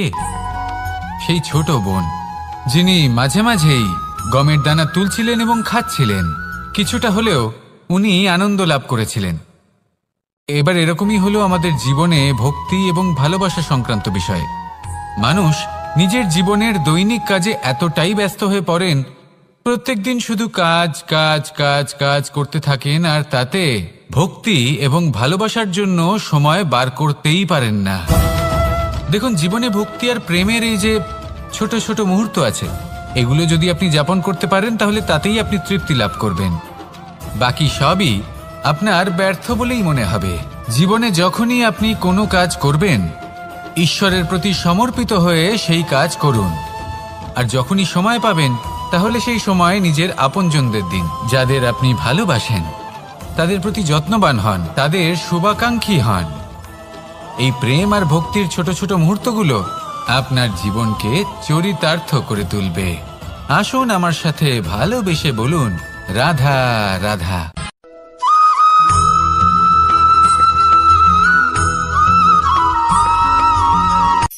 এই সংসারে সাফল্য লাভ করার জন্য জ্ঞানের প্রয়োজন হয়, পরিশ্রমের প্রয়োজন হয়, দৃঢ় নিষ্ঠার প্রয়োজন হয়, নিরন্তর চেষ্টা করা প্রয়োজনীয়। কিন্তু আরো কিছু আছে যা অত্যন্ত প্রয়োজনীয় এবং গুরুত্বপূর্ণ। তা হলো ভালো বন্ধু। তাদের থাকা অত্যন্ত প্রয়োজনীয়। যদি ভালো বন্ধু থাকে, তাহলে সময় এলে তারা ঢাল হয়ে আপনাকে সুরক্ষা করবেন। সময় এলে অস্ত্রের মতো শত্রুকে সংহারও করবেন। যদি তিনি জ্ঞানী হন, তাদের মধ্যে সদ্গুণ থাকে, তাহলে এই সব গুণ আপনার মধ্যেও প্রবেশ করবে। তাহলে সাফল্যের জন্য ভালো বন্ধু পাওয়া অত্যন্ত প্রয়োজনীয়।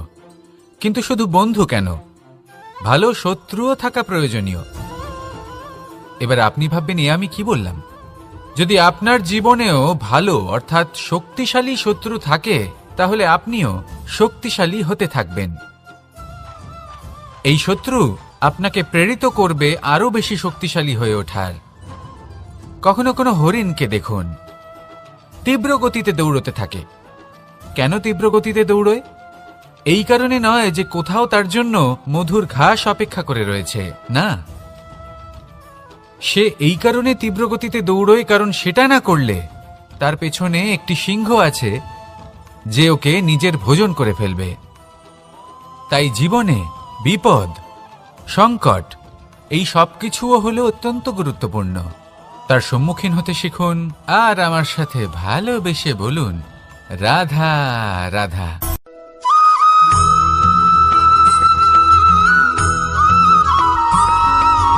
জীবনে অগ্রসর হওয়ার জন্য আমাদের কাকে প্রয়োজন হয়?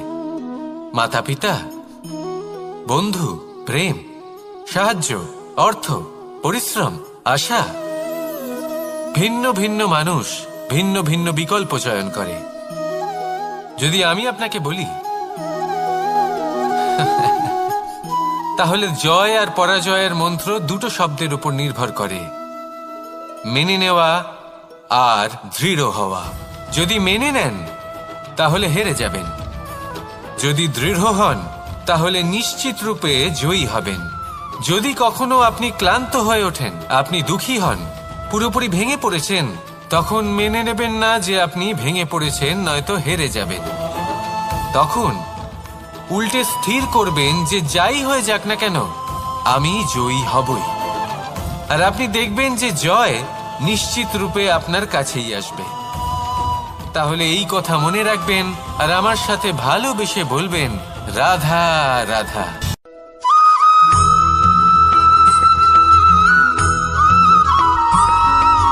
জীবনে যখন কোনো ব্যক্তি নিজের লক্ষ্য প্রাপ্তির জন্য নিরন্তর পরিশ্রম করতে থাকেন, চেষ্টা করতে থাকেন, তখন তিনি কষ্ট অনুভব করেন।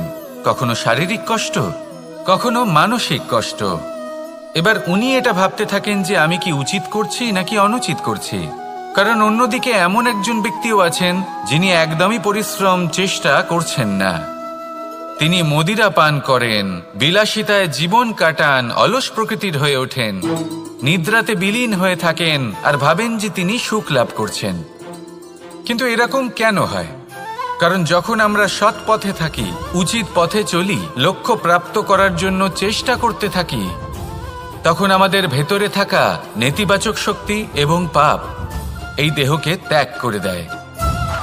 আর এই অনুভূতিটাই আমাদের দুঃখের অনুভূতি দেয়, কষ্ট দেয়। এবার সেখানে যদি আমরা কুপথে চলি, অনুচিত পথে চলতে থাকি, তাহলে আমাদের ভেতরে থাকা পুণ্য এবং ধনাত্মক শক্তি আমাদের দেহ ত্যাগ করে দেয়। আর এই অনুভূতির কারণেই আমরা সুখ অনুভব করি। কিন্তু কখনো ভাববেন যে এই সুখ বেশি সময় পর্যন্ত থাকে না। সেই জন্য সবসময় মনে রাখবেন, যদি আপনি জানেন যে এটাই আপনার লক্ষ্য, এটাই উচিত পথ, শুভ পথ, তাতে নিরন্তরভাবে এগিয়ে যেতে চেষ্টা করতে থাকুন। এই কষ্ট আপনাকে সুখের পরাকাষ্ঠায় কখন পৌঁছে দেবে তা আপনি জানতেই পারবেন না। আসুন আমার সাথে ভালোবেসে বলুন, রাধা রাধা।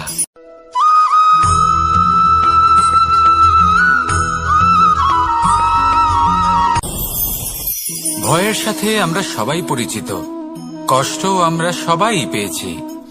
কখনো কখনো আমরা অসুস্থ হয়ে পড়ি, আর এমন সময় হলে মাতার মমতা, কখনো বাবার স্নেহ, কখনো বন্ধুদের পাশে থাকার অনুভূতি আমাদের রোগ নিরাময়ে সাহায্য করে।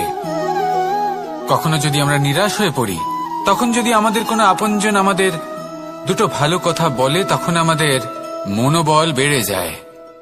ঠিক তেমন সংসারের এই রঙ্গমঞ্চে যদি আপনি পীড়িত অনুভব করেন,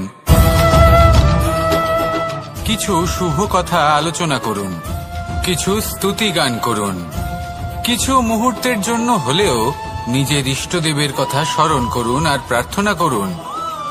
সাহস বাড়বে, শক্তিও বৃদ্ধি পাবে এবং সামনে এগিয়ে চলার পথও দেখতে পাবেন। তখন এই মন প্রসন্ন হয়ে বলবে, রাধা রাধা।